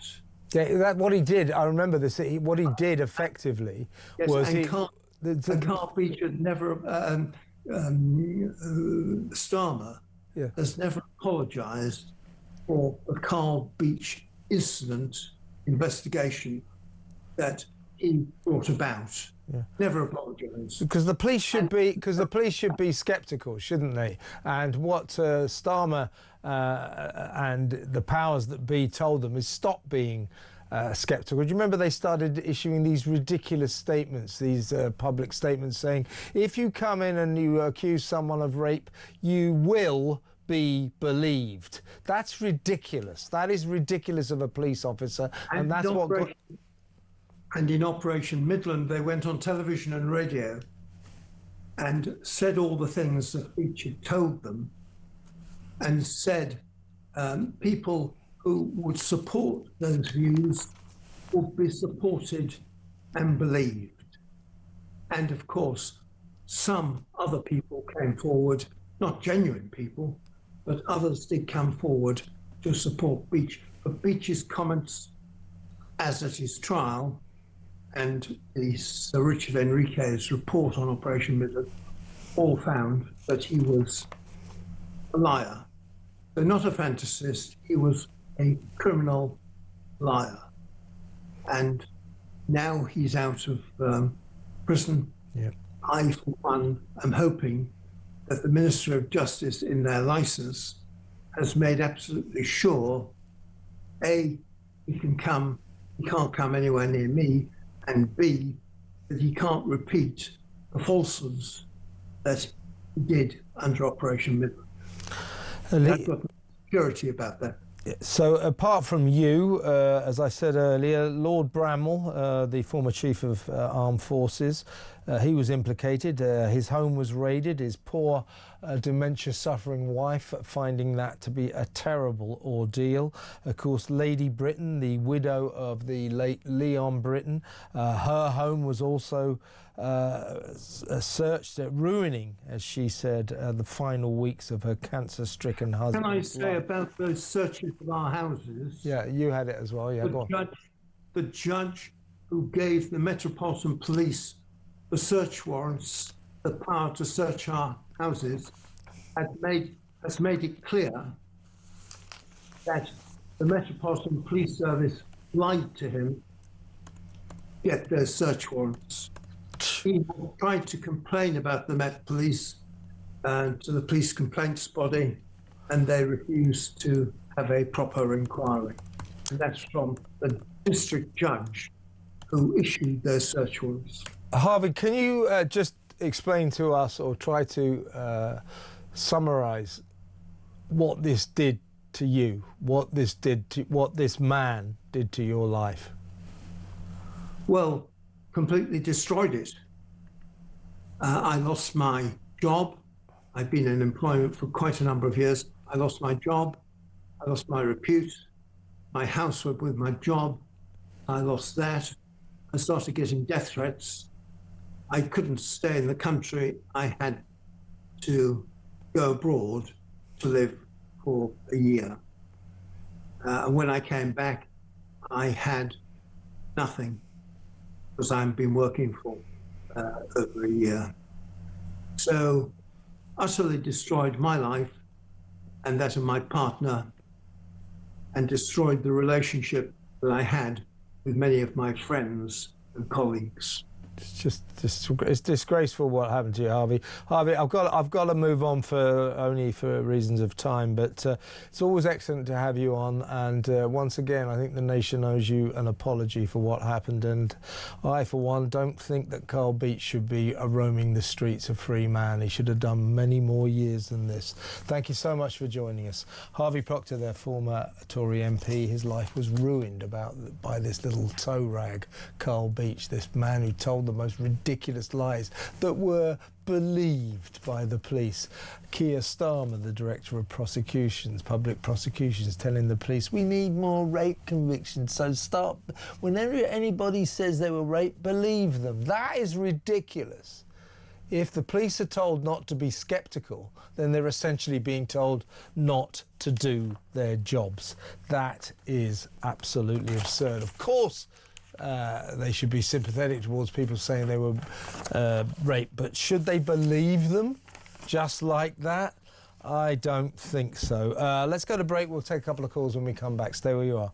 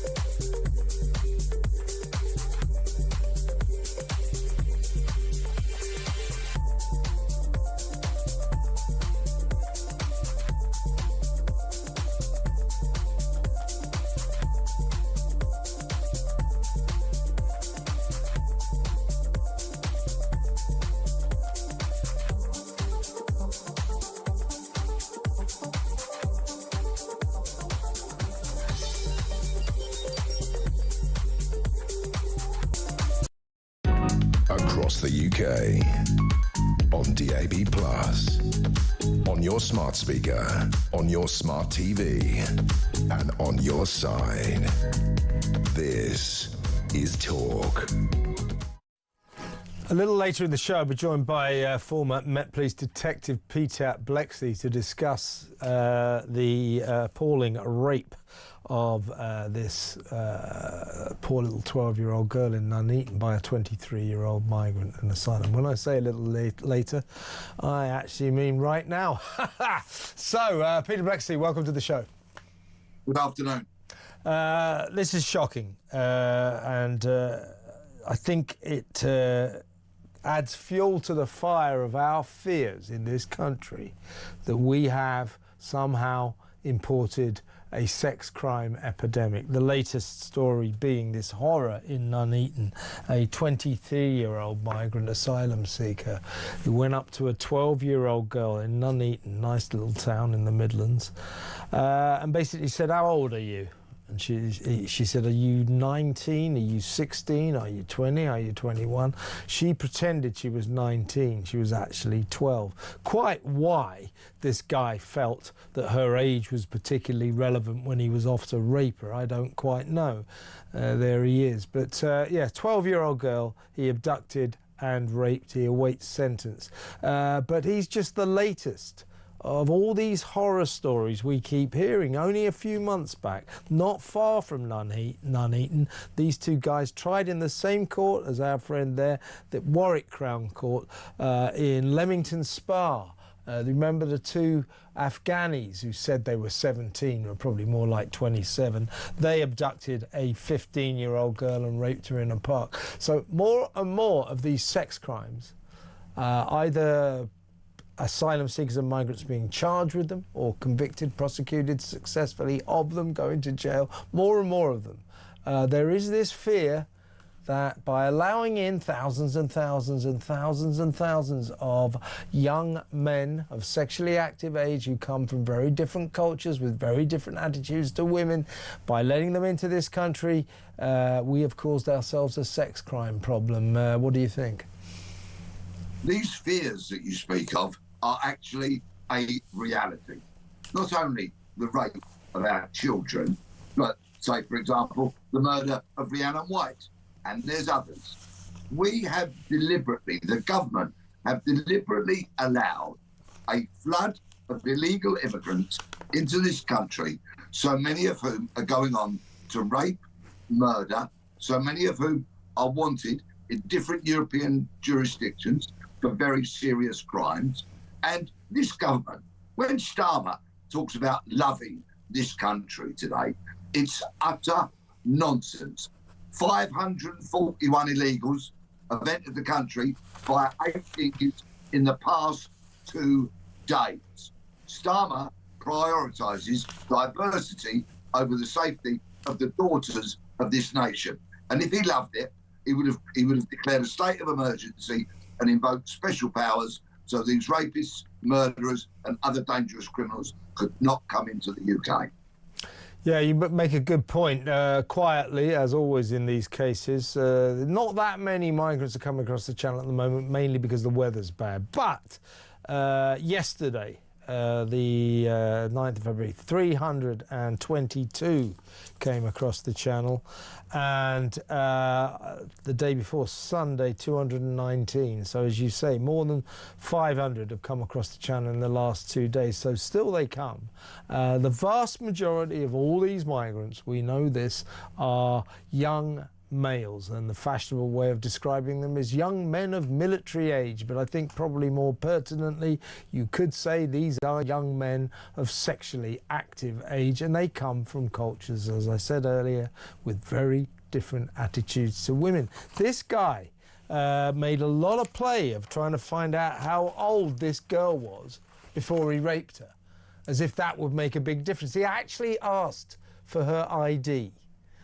But she persuaded him she was 19, at which point he raped her. I mean, that is horrifying, isn't it?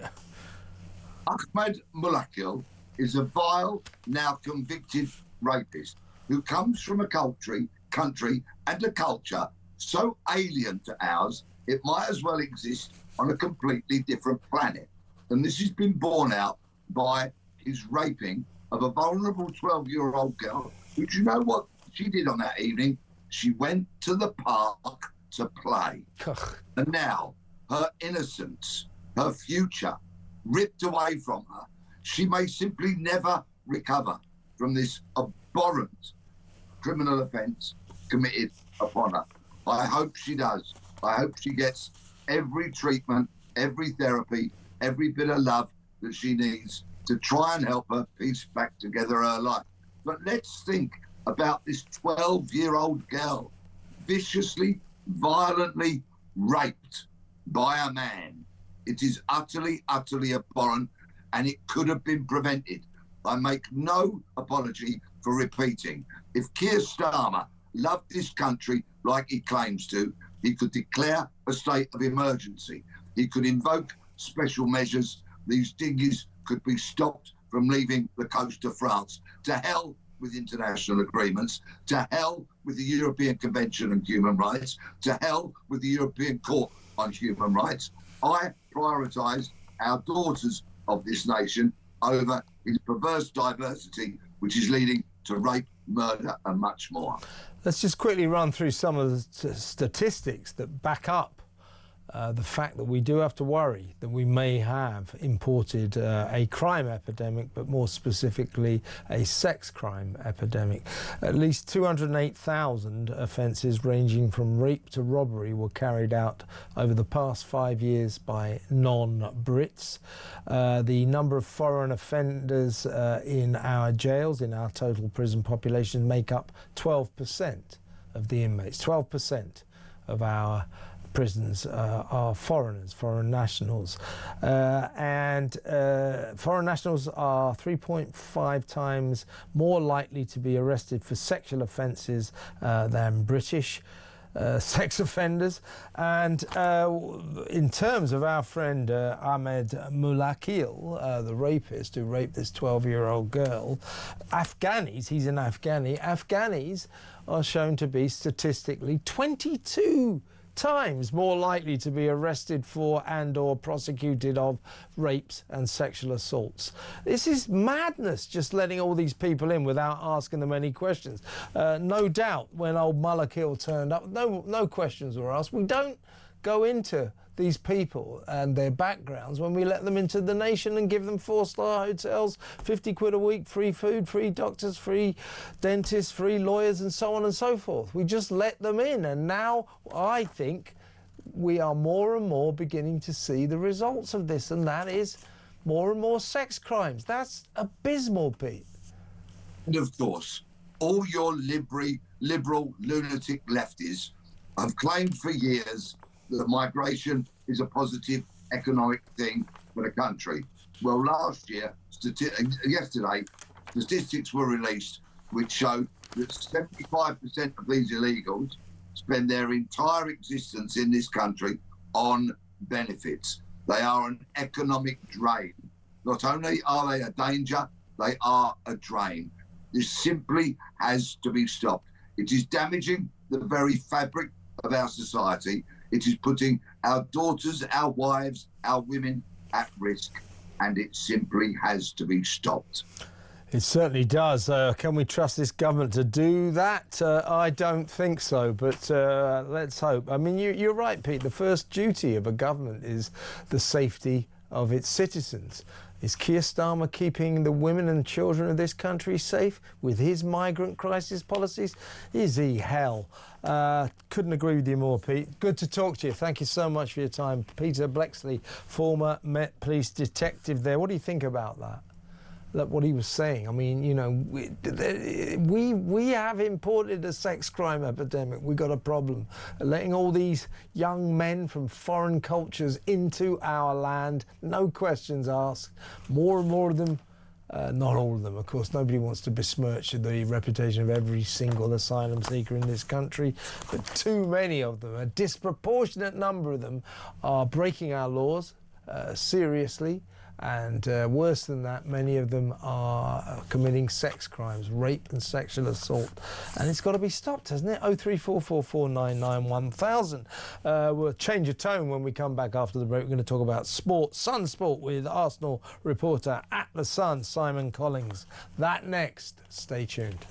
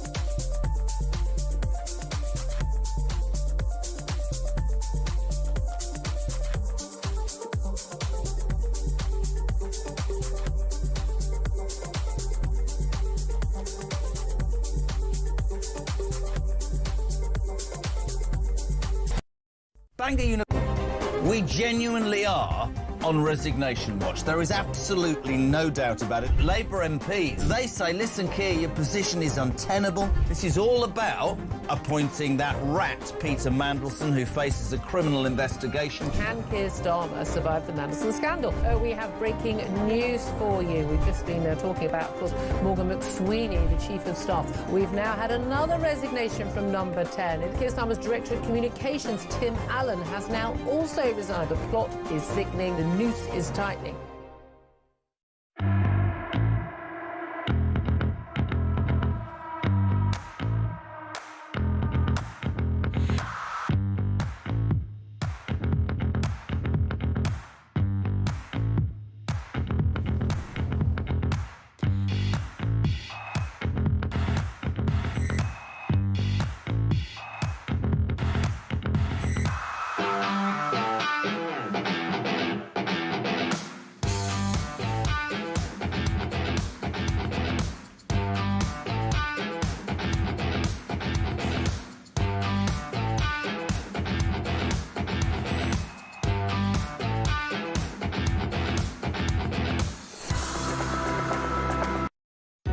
Across the UK, on DAB+, on your smart speaker, on your smart TV, and on your side. This is Talk. Welcome back. Let's talk sport with the Sun's Arsenal reporter, Simon Collins. Welcome, Simon. How you doing? You all good? I'm very good. I like this. So tonight we've got quite a few Premier League clashes. One is Tottenham, Newcastle. It's being called El Sacico.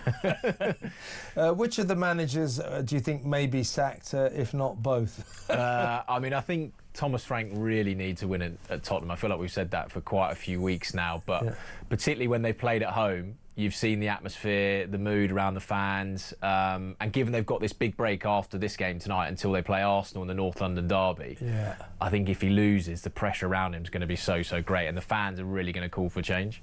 And we didn't think we'd see Eddie Howe in this position, but he is too, because Newcastle, after a sort of bright start, having a pretty dreadful season. What's going wrong for Eddie Howe in Newcastle? Yeah, I mean, it's difficult with them. I mean, you look back to the summer, and obviously losing Alexander Isak, I think, was a real big blow. Yeah, and the manner of how that saga dragged out, and the recruitment, the players they brought in, have any of them really improved the team? No. You know, Voltemada's had flashes, Alanga's had flashes, but I think that Isak saga has really had a big impact on them, and they haven't really progressed from what they want. And yeah, it is mad to think with Eddie Howe, because a year ago, you know, that great day at Wembley, lifting a trophy, but I think the fans there are kind of leaning towards possibly, thanks Eddie, but now it's time for someone else. Yeah, it's extraordinary, isn't it? Because they loved him, didn't they, just a couple of months ago. But you start losing, anything could happen. What about the other matches? Who do you reckon? What do we got here? I'm trying to think of any interesting. Well, yeah, West Ham, Man United. Yeah. That's an interesting game. Well, I mean, it'd be interesting if that guy finally cuts his hair. I was going to say, so if Man United win, then it's haircut time. It will be the most watched haircut in history, I think, won't it? Well, I was saying to Mike Anstead that you guys should buy him up and cut his hair yourself, you know.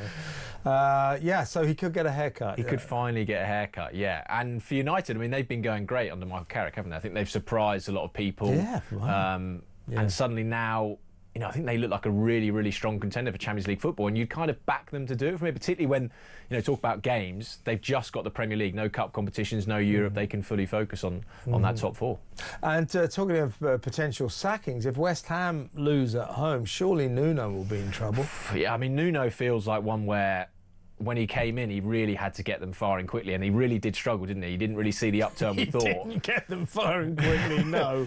But if he they failed in that endeavour. But if they win tonight and Spurs lose, you know, they'll be 3 points off Tottenham, which is kind of says everything about where Tottenham are, but also about how that relegation battle, I think. For West Ham, they're in a position now where it has to be wins. You know, draws aren't really that good because they'll get cut adrift otherwise. Yeah, I think they're going to lose that one tonight. Interesting times. Liverpool boss Arne Slot says this has been his toughest season by a mile. You can say that again.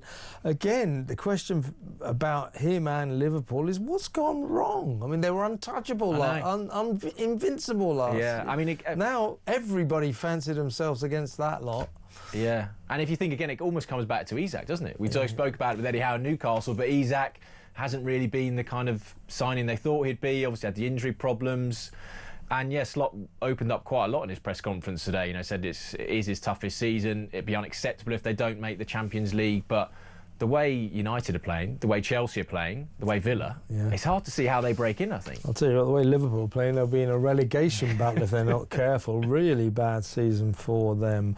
Rugby, Calcutta Cup clash in Edinburgh on Saturday. England captain Maro Itoje is back. He's back, yeah. He obviously had the sad passing of his mother before the Six Nations, so he was on the bench for that opening game against Wales. He starts, though, this weekend. And I think that's big for England because they've not won in Scotland for 6 years, which is a long time. Is that right? And there is a real feeling around this team that they could maybe win the Grand Slam. There's a lot of momentum, but under Steve Borthwick, I don't think they've had a really big away win.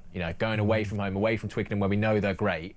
And I think if they did that this weekend, I think people really would get excited about what they can do. I mean, they hammered Wales, didn't they? They did hammer Wales, which is kind of a growing theme, I think, really. I mean, that game was over after half an hour. Yeah, I grew up in the era when Wales, nobody could touch him. So what's going on over there? But... So, what about Scotland? What sort of outfit are they? I mean, they had a disappointing opening game, obviously lost to Italy, and there's a lot of talk around Gregor Townsend. Is he going to stay beyond the World Cup? He's been linked with the Newcastle job. The question, I think, with him, is people in Scotland, is the change coming now? Or is it going to come after the World Cup? And I think if he loses to England, which has been his big ticket, he's always beaten England, he's got good results, and for people up Scotland, that is a worthy cause. But if he loses this, I think the pressure on him will get really, really big. And do you think we can get a Grand Slam this year? I think this is going to be as good a chance as England had for a long time. And it was all building nicely towards that final game in Paris. England v France, both teams going for the Grand Slam. That would be something special. What is it that's finally good about England then? I think under Borthwick, they've kind of discovered their attacking flair. I think when he came in, Steve Borthwick, we know what he's like. He's organised, he's disciplined, the defence has been good. But they now look like they can score tries, as we saw against Wales. And there's a belief as well, the confidence and the strength in depth, which they didn't have before. Yeah, you know what it's all about. It is about confidence, and there'll be absolutely no confidence at White Hart Lane tonight between both sides, as both managers worry about El Sackico. I love that.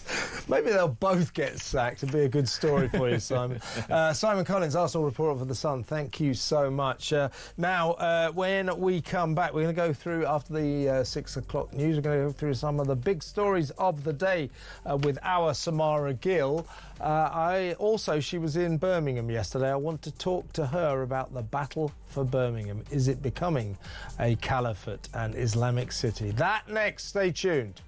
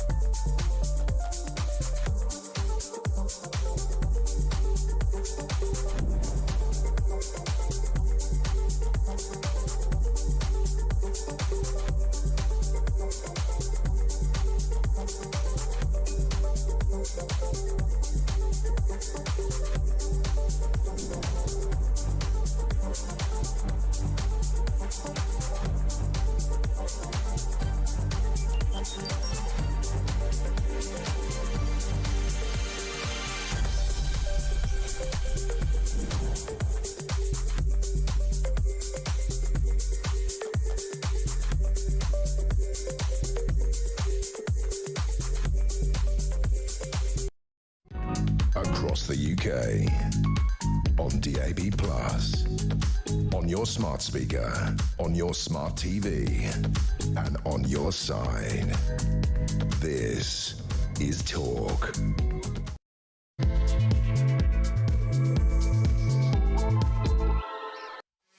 Before the pyramids, was there an advanced ancient civilization that ruled the earth, that was then destroyed by a kind of cataclysm, a massive catastrophe that destroyed this advanced civilization?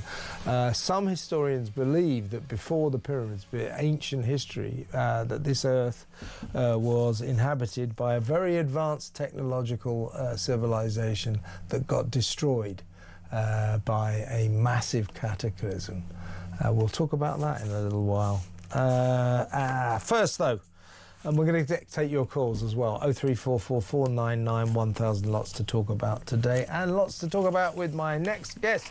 She is my brilliant former producer. She just left me, just dumped me, didn't care about me at all. She's now our ace reporter, Samara Gill. Welcome, Samara.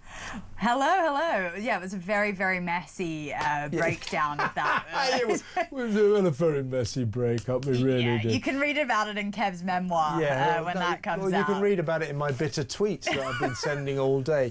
No, seriously. Let's, now, Samara was up in Birmingham yesterday for the Reform rally. We'll talk about that in a little while, but let's talk about some of the other big stories dominating the headlines at the moment. Big story that broke just before I came on air. This is the story of this 23-year-old Afghani migrant, asylum seeker, guy called Ahmad Mulakil. He's 23 years old. He laughed as he raped and sexually assaulted and took indecent pictures of a 12-year-old schoolgirl in Nuneaton.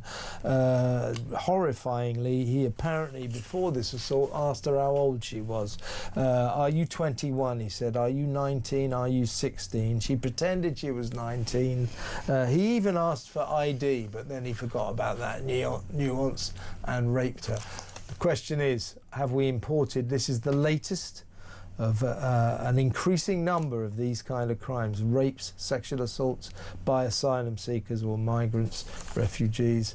Have we imported a sex crime epidemic?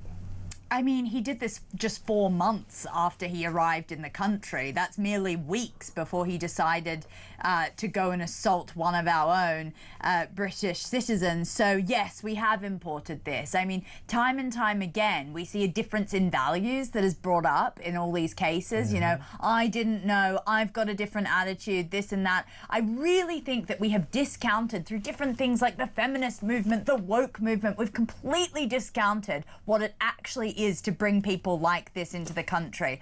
I'm all for migration, but I actually think it's more of a socio-economic thing.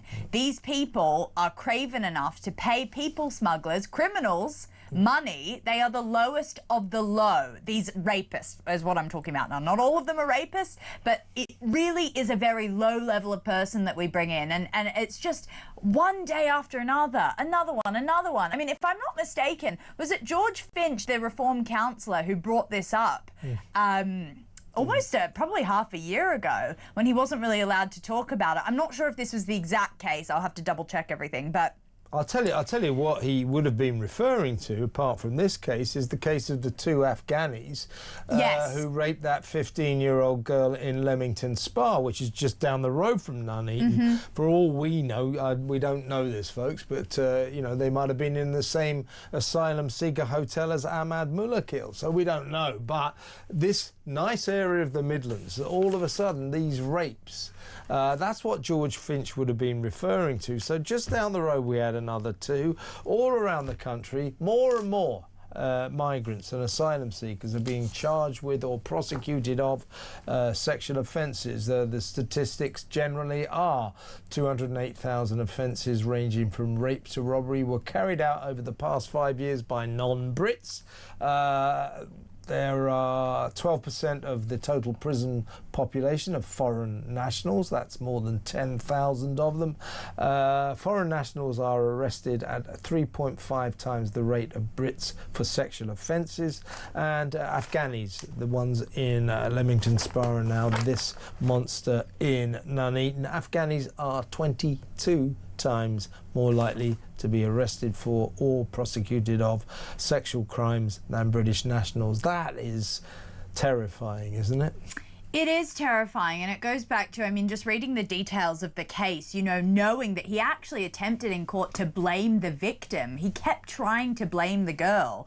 And the prosecutor basically said that it was stomach churning and pretty revolting what he was trying to do in court, which shows you this really different attitude. I mean, he wasn't even remorseful about it. It didn't seem like he was. It said he was blaming her. He tried to argue that he believed she was an adult, as you said, and he didn't want anything to do with it. And apparently she drove all of it, and she consented throughout. I mean, this please guy, rape me. Is that what she said? Yeah, exactly. I mean, even when this guy is in a British court, he's blaming the woman in this situation, which shows you just how horrible he is and just what we've imported. I mean, it really is, one is too many in this situation. Of course, there is the argument. We have our own murderers, we have our own rapists in this country, but we don't need to import them. Well, the Liberals, the Guardian readers always say, oh, well, the vast majority of rapes and sexual crimes are carried out by white British men. Well, that's because the vast majority of men in this country are white and British.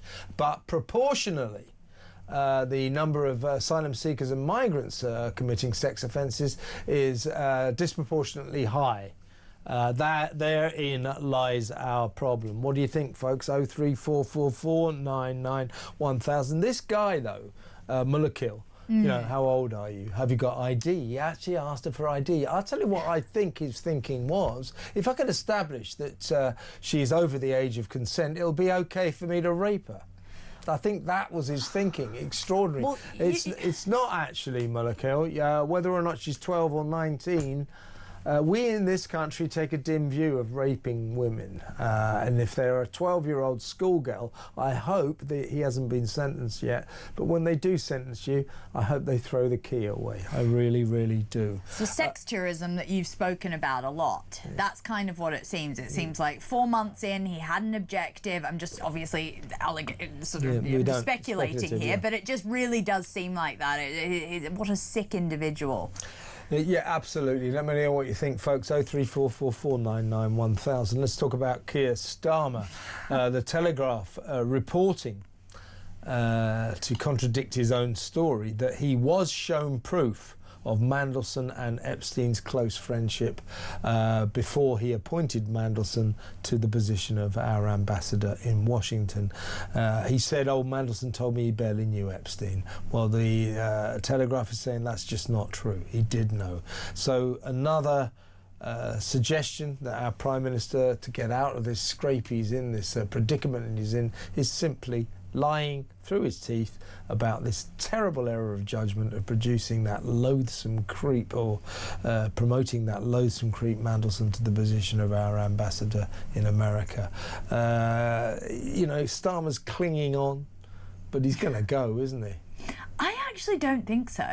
I know that. Well, he will go in by May. By May, yes, but I think he's actually managed to ride this one out like a crazy dictator. I mean, when I saw him, no, but when I saw him, I think you're right. I agree with you. Well, look what he's done. Wes Streeting, who had, you know, maybe potentially the keys to the castle, he's thrown him completely under the bus. Angela Rayner's obviously still going through her affairs. He's made sure, just like a dictator would, that all his disciples made sure that they, you know, put their little leaflets out on Twitter and said that they support him. He is totally clinging on to power. I was in Hastings on Thursday and I saw him in person, and he's a beady-eyed individual. I don't think we give him enough credit for how he's an interesting guy. We don't give him enough credit for kind of how he latches onto power and how, you know, we say he's spineless all the time. I actually think that he's he's behind the scenes. He can be quite insidious. Yeah, but I think that he's clinging on to power just for the sake of doing it.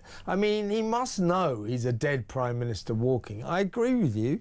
Over the weekend, we thought he might be gone yesterday. We certainly thought he might be gone by the end of the week when Anwar, the Scottish Labour leader, denounced him yesterday. We thought that was it. But he's still clinging on. But he's clinging on just for the sake of clinging on. It's a tragic spectacle, isn't it?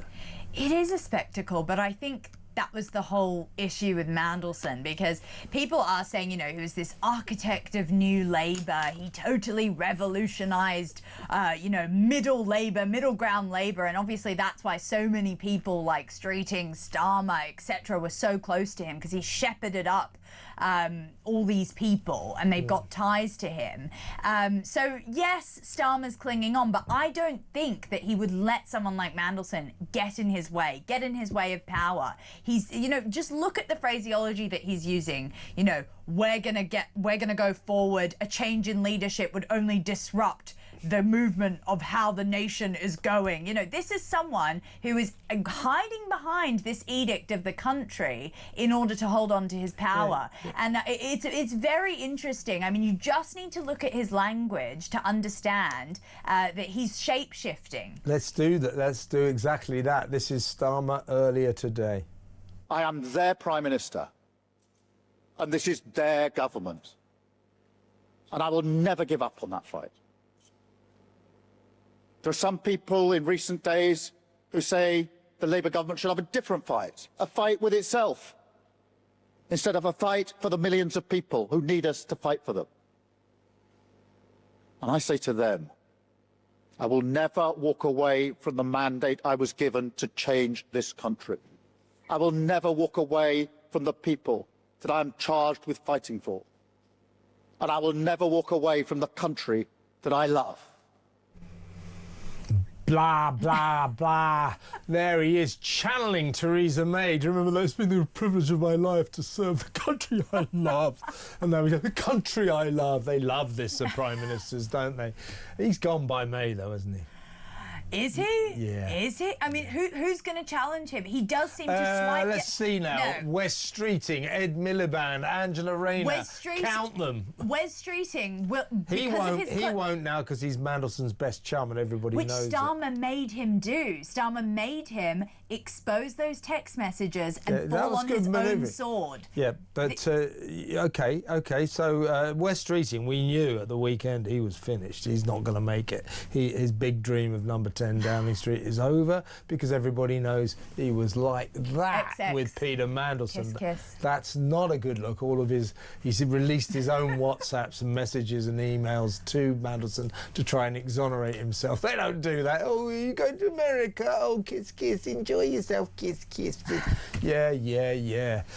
So he's finished, but Ed Miliband, Kingmaker, probably is going to sponsor Angela Rayner on the basis that he becomes Chancellor of the Exchequer. But, so Starmer today at a cabinet meeting, across the cabinet table, he's looking at about 6 people, who'd knife him to death as soon as look at him. He knows that. He's so weak. No. He has to put up with all these people who are plotting against him. I agree with you, but I also think what he believes in his mind that he's trying to save Labour from is kind of what will happen, which is that it will lurch even further left when he leaves. It will because we know for a fact that his backbenchers, who are absolute, sort of Palestine-loving lunatics who want to give benefits out to everyone, it seems, are the types that want to have control of the party. And that's an equally dangerous thing. I mean, we know, obviously, that Angela Rayner has an axe to grind. Nigel Farage yesterday at the conference told me that that's who he thinks will take over. But she's got to HMRC still has to clear her of her tax affairs. So it's not going to happen tomorrow, people. I am sorry if you wanted Ange to be our next PM, but she offered her weasel words of support. That's because she's not ready to challenge, because she's still got a problem. She has to be cleared by the HMRC of her alleged stamp duty crimes. But you know, she denies all of that, of course. But she's still under investigation. She isn't cleared, and until she is, she cannot challenge for the premiership. Therefore, she was playing for time yesterday. I think Miliband was too. West Streeting, I think, is finished as a potential contender. But, you know, this guy, this Prime Minister, I mean, where does he get off? We don't want him to stay. It's just a weird, really weird, tragic spectacle, seeing this guy clinging on by his fingernails to a job he was never suited to do. Let me ask you a last question. The King. Yeah. Yesterday, spurred on, I think, by Prince William. Prince William said it's time to express our sympathy and our fears for the victims of Jeffrey Epstein because of Prince Andrew's involvement with Epstein, of course. The King today came out and said, oh yeah, I'll cooperate, I'm ready to support any police investigation into Andrew. These are, of course, specifically over allegations that he may have sold secrets to Jeffrey Epstein from his days as a British trade envoy. But it's the Epstein affair that makes the royal family look so bad. My line of the day is this: the King needs to say a lot more. He needs to start, never mind these elliptical statements, he needs to start talking about his brother. He needs to start talking about Andrew and tell us what the royal family thinks of him.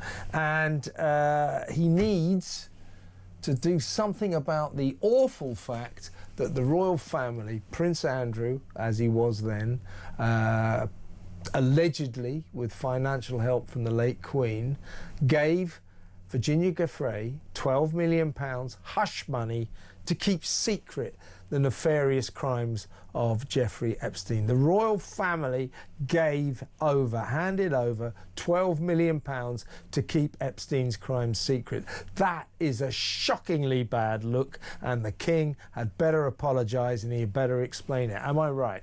Of course, but it's way too little too late. And I agree with you. I mean, this massive number, this massive sum of money, as Andrew obviously always denies the allegations, but that's a lot of money to give someone that you've allegedly never met. I don't believe him, do you?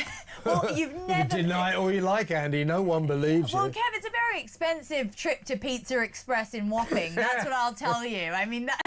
Yeah. You know, do they do £12 million pizzas there? Yeah, well, what flavours are they? Yeah. Only for, you know, one of the Queen's children. Yeah. I think, unfortunately, I mean, I'm a massive royalist, as everyone will know, but I do think that it's almost a tale of two men at this point. Mandelson is facing massive repercussions. Heads are rolling in Westminster in regards to this Epstein drama. And unfortunately, the same is not happening in the royal family. It's an absolute double standard. And I think Andrew should be held to account. I mean, in that Newsnight interview, he did say that he would go and testify in the US Congress. Now, they haven't heard from him. There's been total resolute silence since then. So I think Andrew has a lot to answer for. I mean, it's just come out that he was, you know, trading off sort of secrets from Singapore, Hong Kong, China. This is national security stuff. This isn't a jolly with the royal family. Yeah, exactly right. The former Prince Andrew will be investigated by the police. There will be a criminal investigation. He stands accused of doing exactly the same as Peter Mandelson. It's all recorded in the Epstein files. The only doubt would be whether or not those files are entirely genuine. But if those copies of memos, emails sent to Epstein by Prince Andrew, the then Prince Andrew, are genuine, then he not only needs to be investigated, if that's true, he needs to go to jail. Simple as that. Samara Gill, thank you so much. I've just got some breaking news here, folks. A 13-year-old boy has been arrested on suspicion of attempted murder, with counter-terror police leading the investigation. 2 children at a school were stabbed earlier today. Detective Superintendent Luke Williams said, "This is a fast-moving and developing investigation, but we're not currently looking for anyone else in relation to this incident. At this very early stage, we're keeping an open mind as to any motivation behind this attack."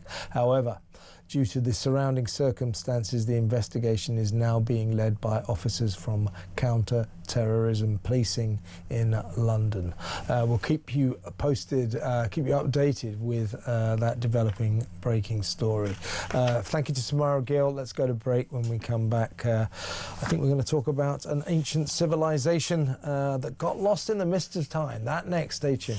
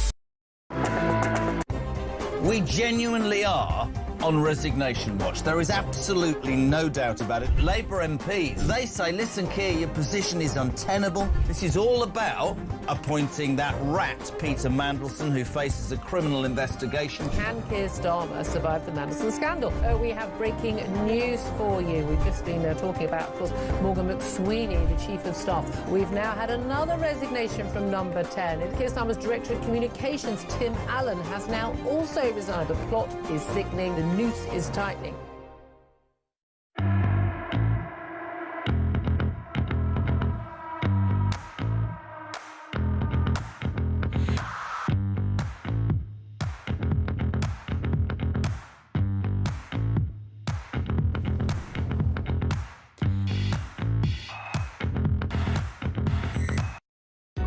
Across the UK, on DAB+, on your smart speaker, on your smart TV, and on your side.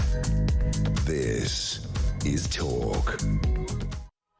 Welcome back. Now, special announcement. We just talked about the football, but one of the matches, the Premier League matches tonight, is Chelsea against Leeds. Kickoff is at 6. Kickoff is at 7:30 p.m.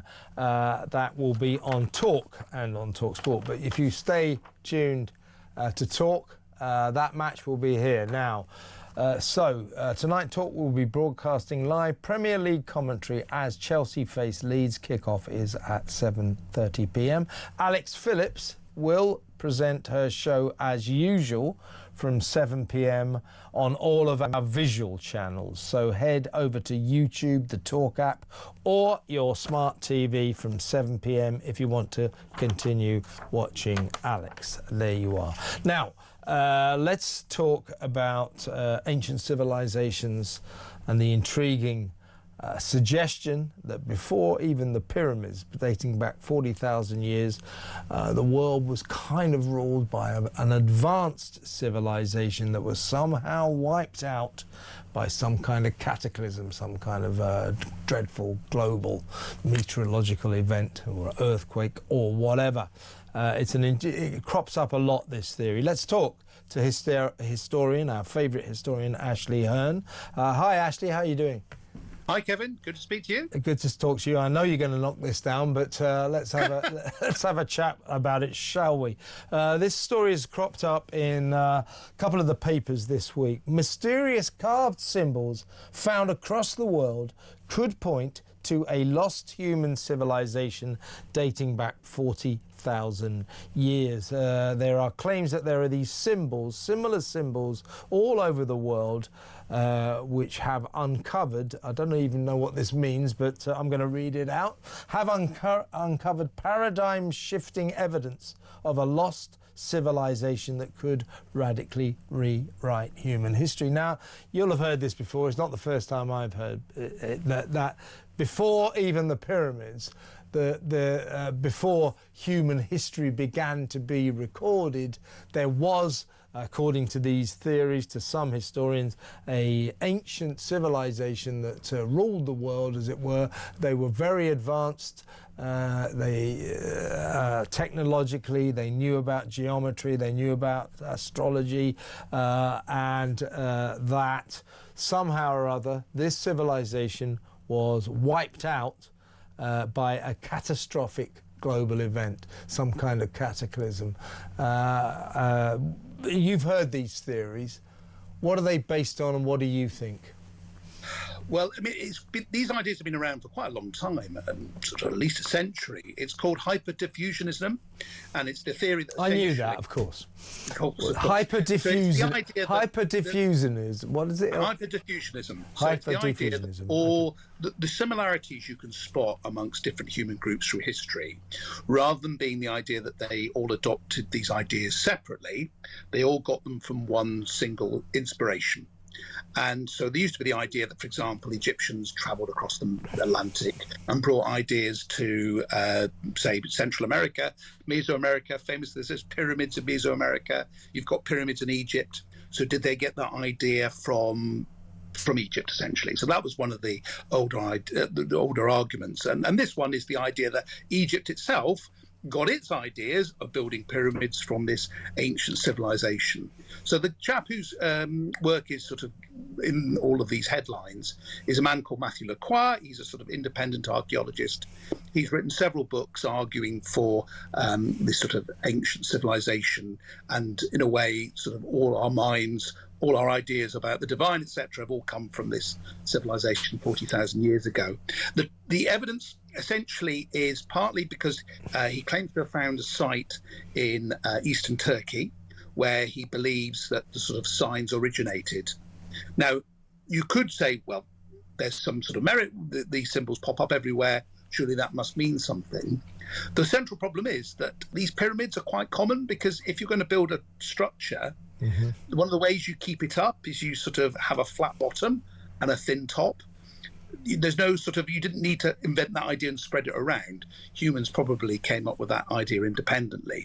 The central sort of dating thesis, this 40,000 years, this comes from his argument that the sort of Sphinx, we're back to our dear old friend the Sphinx, and other structures are aligned with how the stars would have looked at different points in the past. This is something called precession. So as the Earth spins round over time, its axis moves because it's sort of affected by gravity from the sun and the moon. So as time goes on, the stars look different. And so if you argue that the civilized or particular buildings have been set up according to a particular sort of stellar star alignment, and you can say, well, actually, that star alignment would only match at a particular period in time. So he argues that essentially you've got two time frames. You've got one about 12,000 years ago, and you've got one about 40,000 years ago. So essentially, if you have a civilization which could then inspires all of these common practices, you then find a date range when that could work. So that's where the dating comes from. And again, to be representative of the order of the wet blanket, as I usually am, there's no independent evidence to support this dating. And again, it's essentially built up on a series of speculative leaps. Yes. I mean, I can only let me just put this into context. This guy Lacroix claims to have found symbols that seem to indicate a common culture in, as you say, Turkey, Egypt, of course, Cambodia, Peru, Bolivia, in other words, all across the world. He says that this civilization of which he talks were proficient in cosmic cycles. They anticipated global disasters. They concealed a sophisticated code within geometry, symbolism and monument design across the globe to preserve their knowledge ahead of catastrophic events. Well, if the story is true, their ability to anticipate global disasters did not preclude them falling victim to one. Do you see what I mean? Lacroix's story is that at a certain point there was some kind of global catastrophe, meteorological, earthquake, seismic, whatever, that wiped this ancient civilization out. The central problem with all of these theories is that the time they're talking about during the Ice Age, there's no evidence of any sort of advanced civilization at all. Humans, all the evidence, all the archaeological evidence, of which there is quite a lot, suggests that humans are working in small hunter-gatherer groups. Now, these hunter-gatherer groups could be quite sophisticated. Their brains were essentially the same as ours. And as we know, humans are pretty ingenious creatures who can come up with solutions to all sorts of problems. But for a civilization, you need things like the development of domesticated agriculture. And there's no evidence that domestication of food occurs anywhere in the last it's probably 11,000 years. The best evidence suggests it's about 9,000 BC in modern-day eastern Turkey, northern Syria. That's where domestication first takes place. Now, lots of really interesting things happening when humans start to domesticate. There's sites like Göbekli Tepe, which a lot of people use as sort of this prototype. That's a really interesting site. These hunter-gatherers are creating these big monumental structures. But further south, there's also agriculturalists who are also building sort of structures. And I think would this be, Ashley, sorry to interrupt, would this be like 40,000 years ago when... no, this is 11,000 years ago. So what would you say, 40,000 years? So 10,000 years ago, hunter-gatherers were beginning to create interesting structures and therefore form a civilization. 40,000 years ago, what state was humanity in your opinion?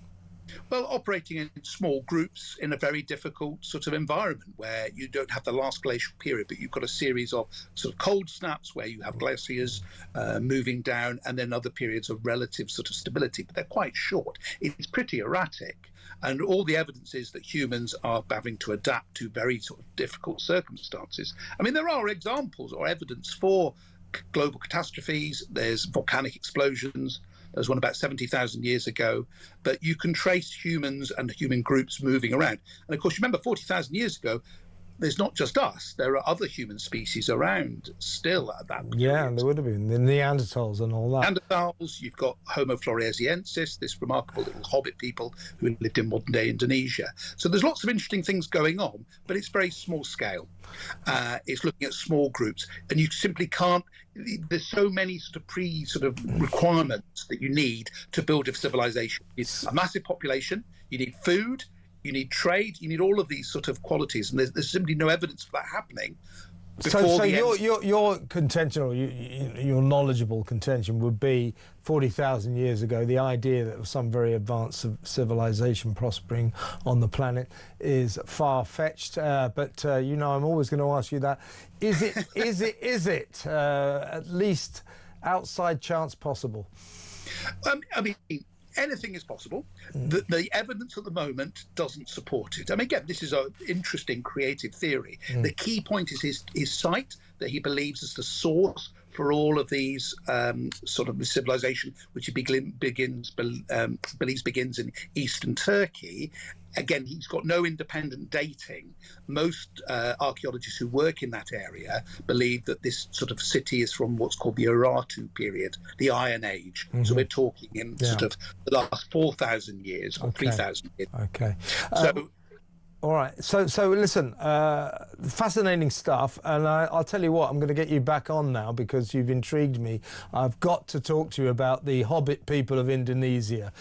So stand by for a phone call from my top team, and we'll get you on, Ashley. It's always, I love having you on the show. Great to talk to you, as always.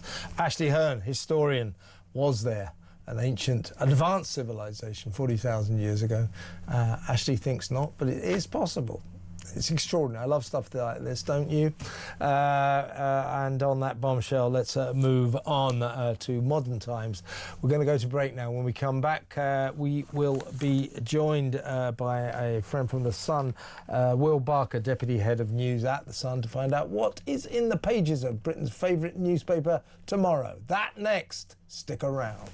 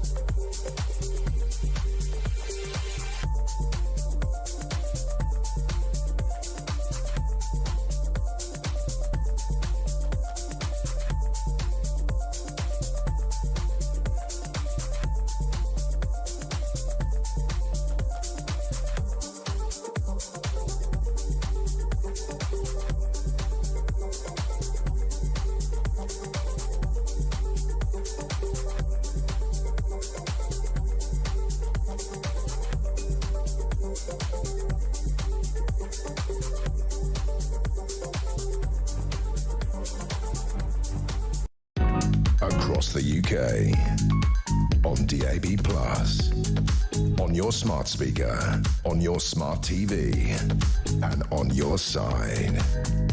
This is Talk. Okay. Right, Will Barker, Deputy Head of News at The Sun, is in the studio. Welcome, Will. Let's talk about your fine paper tomorrow. I was going to say your fine organ. That doesn't sound right, does it? Let's talk your fine newspaper that I used to work for all those centuries ago. Prince Andrew, or Andrew Mountbatten Windsor as he is now. Your headline is Show Up Andy. Explain.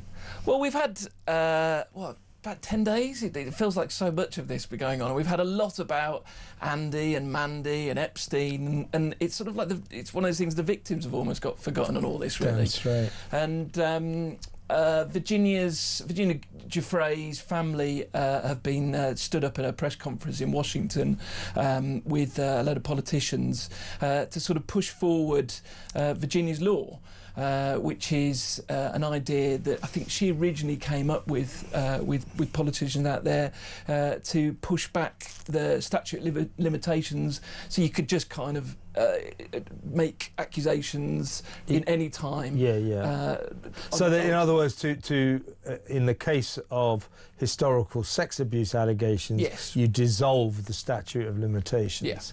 So any old time you can bring these charges. And obviously, he very pointedly, the brother and the sister stood up. The brother made this is Sky Roberts, and Amanda. You know, obviously, just made a point about Andrew as well, that he's just got to go and talk. He's got to go and talk to the police. I was going to ask you about this because we've been covering this all day. Now, you know, to be honest with you, us hoping that Andrew Mountbatten Windsor does the decent thing is a forlorn hope. He's not a decent man. No. He's an oaf, and a selfish oaf as well. But the King, I think, needs to do some talking. I think he needs to talk to us more, his subjects, because so far we've had this very vague statement yesterday. Of course, our thoughts are with the victims, and I'm very gravely concerned about these charges that Prince Andrew, as he then was, may have sold secrets to Jeffrey Epstein, charged along the same lines as Peter Mandelson.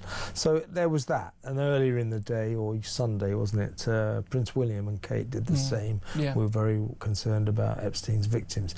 You know, you can see they're panicking now. Now, I think what the King has to explain to us as a people is why it was that a member of the royal family, Prince Andrew as he was then, handed £12 million to Virginia Giuffre, God rest her soul, she killed herself, very tragic, to keep secret what Jeffrey Epstein had been up to, sexually abuse. That was hush money to keep nefarious crimes, sexual abuse of minors and vulnerable girls a secret. That is a terrible look for the royal family. I think we, the people, need an explanation. We need an apology. Yeah. Well, I mean, he reacted yesterday.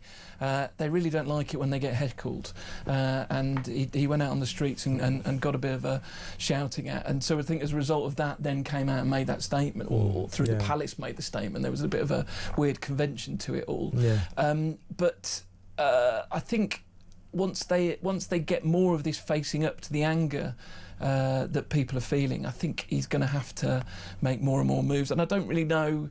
I mean, I think they are stuck in a little bit of a rock and a hard place. I think you find that His Majesty the King is on a journey. He thinks it might be over, but it's not. And worse still, it is pretty well accepted that there are far more serious allegations to emerge from the Epstein files yet. And the King has always been aware that his brother is up to there in it. So watch this space, folks. Right, Brooklyn. Story, not the truth. This is the ongoing claim that Posh Spice, Victoria Beckham, hijacked her son Brooklyn's first dance with his bride Nicola Peltz. Mark Anthony, the singer who was there, I think he did a bit of performing, didn't he, at the wedding? He said that the idea that Victoria hijacked the first dance at Brooklyn's wedding, and I quote, is hardly the truth. What's the story, Will? Well, yeah, that entirely. I mean, he's finally come out in a world before Epstein, which, if you can remember that, we were all very excited about this Brooklyn Beckham, where he fired off his hatred towards the family. It feels so long ago now, but we covered every spitting coffee. I noticed.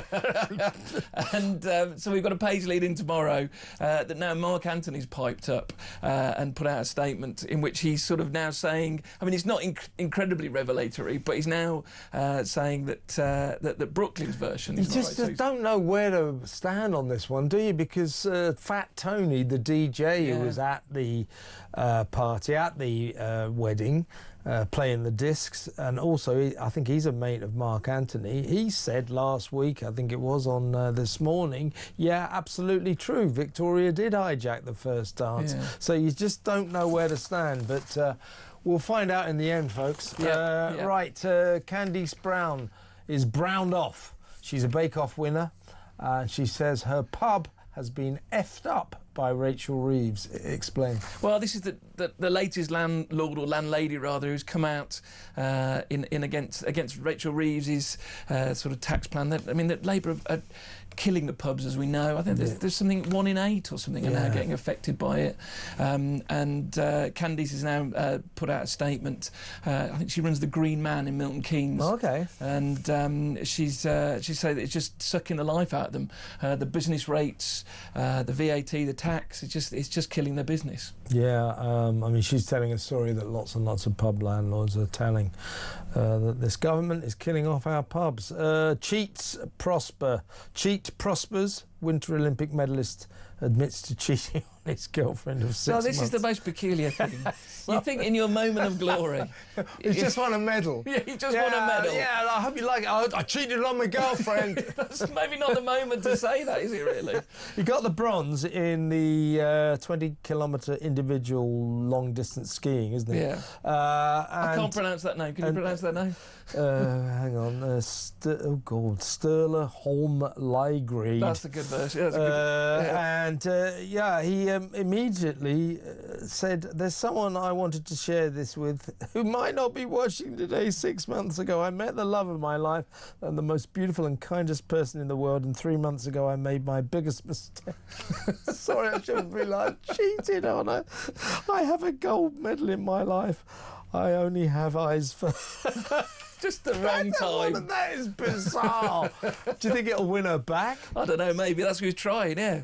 His golden girl with his bronze medal. Perhaps it'll sort of spark off a trend, you know. Yeah. All medal winners will start addressing their romantic, like, well, let's just say, I got this gold medal for the ski jump. I just want to say sorry to Carol 50 years ago. I let her down. I really should never...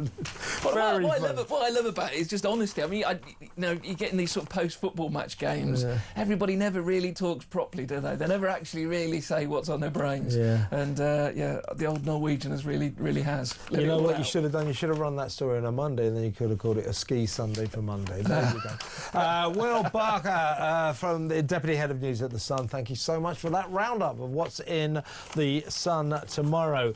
I just want to remind you what the Prime Minister said, his latest desperate excuse, his latest desperate attempt to hang on to the job he is going to lose. He alone doesn't think that will happen, but Keir, it will. But here he is, the Prime Minister, garbling away earlier today. I am their Prime Minister, and this is their government. And I will never give up on that fight. There are some people in recent days who say the Labour government should have a different fight, a fight with itself, instead of a fight for the millions of people who need us to fight for them. And I say to them, I will never walk away from the mandate I was given to change this country. I will never walk away from the people that I am charged with fighting for. And I will never walk away from the country that I love. It's pathetic, isn't it? I'm sorry that he's like he's abandoned his service narrative. I always liked it when he said, "This will be a government." He goes into full parochial parson mode. This will be a government of service. Yeah, self-service. What a disaster it's been. And there he is. He still thinks he's going to keep this job. Forget it, Keir. It's the end of the Keir show. Got it? It really is. Maybe not this week. Maybe this week. Maybe not next week. Maybe not next month. But by May, you're toast, mate. You're toast. Everybody knows it. Give it up. Right, let's take some calls as we make our way towards the end of the show. Alex Phillips will be in a second to tell you what she's got lined up for your entertainment from 7 until 10 p.m. Here's a quick voice note from Dan on cousin marriages. Smoking and drinking are both legal in this country and also carry health risks. But I don't see anyone on the NHS encouraging it. So why would anyone encourage cousin marriage when you have the risks of birth defects? It doesn't make any sense. It's absolutely disgusting, really. Couldn't agree with you more, Dan. Voice note here from John on Keir Starmer. Kev, it's just regarding the clip that you showed with our esteemed leader speaking about fighting for the country that he loves, etc., etc. First of all, he said he was going to put country before party. That's not happening. Secondly, he said he's never lost a fight in his life. Well, what about his 15 U-turns? There are 15 fights that he's lost right away. The man is an absolute joke. He's an absolute joke in the eyes of everyone in this country and worldwide. Yeah. I never give up on a fight. He gives up on all your fights. He always gives up on his fights. Yeah, good one, John. Absolutely. A few messages. This is from Philip in Doncaster via Leeds and Chiswick. He's given us a lot of geographical details there. Thank you, Philip. Keith's speech, he means Starmer's speech is more, we'll fight them on the beaches, which me thinks is another fake attempt at patriotism, just like the little plastic flags at their conference and all communications with the Union flag backdrop. Delusions of Churchill. Philip from Doncaster there. Angie, the story of the little 12-year-old girl who got raped has brought me to tears. I've watched a lot of stories on Talk, but this one has me crying. That poor innocent girl will have to live with this forever. Why? Absolutely, Angie. You know, that kid will probably never recover. She's 12 years old. Her life has been ruined. You might as well murder her. Seriously. It's absolutely disgusting. Here's Dave from Lichfield. Reference Carol, who married her cousin. Remember the lady who phoned up? There is a slight difference in that Carol's children are not marrying her cousin and her grandchildren marrying their cousins. Yeah, it's not cousin marriage first cousin marriage through the ages. That is true, but there is still a risk. First cousins should not get married, because there is a high risk that their children may be born with defects. It's as simple as that. So Carol's a very nice lady. I've tried not to pick on her, and her kids were born just fine, but there was a risk. And therefore, that kind of marriage should not be allowed. This is Duncan in Northumberland. Afternoon, Kev. I'm really surprised no one is calling Mandelson Scandalson yet. Keep up the good work. I will. That's Duncan in Northumberland. And let's go. This is Richard. If the Afghani rapist couldn't speak English and needed an interpreter, then how come his defence was that he asked the girl what her age was numerous times in order to establish her age? Isn't that ridiculous? Yeah, there is an inherent problem there, isn't there? But I think the whole thing is ridiculous. You know, oh, how old are you? Oh, I'm 19. OK, let's rape you. Oh, come on. This is from Victoria in Suffolk. Starmer's I will never walk away speech, reminiscent of every gaslighting, controlling relationship made in desperation. Absolutely. Victoria is shuddering because of it. I think we all are, Victoria. Thanks for that. Let's go to the phones. Let's talk to Peter in Dorset. Hi, Peter. Hello, good evening. I've been listening to all the different subjects that have been going on your programme this evening. The way to sort this out is to... Sorry, your phone's going in the background. Ignore it. That's all right. Just 1 minute. That's OK. It starts with the King. He's the top of this country, the very top. And we need to be showing a backbone of Britain. And it needs to start from him in monarchy. Number two, in my view, all these things, crime, immigrants, rapes, a lot of it. We haven't even got the police to deal with it. And at the moment, we haven't got the army to deal with it. And in my view, the army needs to be enlarged, which will help our military. Well, we do need to do that, Peter. Listen, the show's almost ending. Give me a call tomorrow and have a proper chat. Very interesting what you were saying. I totally agree with you. Peter in Dorset there. Alex Phillips is in the studio. You've got about 20 seconds. What's on your show? Stuff, news. Stuff, and news. And it's only on YouTube. It's only on YouTube. That's right. Anything else? Stuff, news, and it's only on YouTube. It's on the Smart app as well. I don't understand, but something's happening, and it's only on YouTube. Okay, sounds like a great show. Stay tuned to Alex all the way until 10 o'clock. You've been an amazing audience. I've been Kevin O'Sullivan. I've been very mediocre. I'll be back tomorrow at 4 p.m. for another edition of Drive. You've been incredible. I've been average. See you tomorrow, and you all take care now.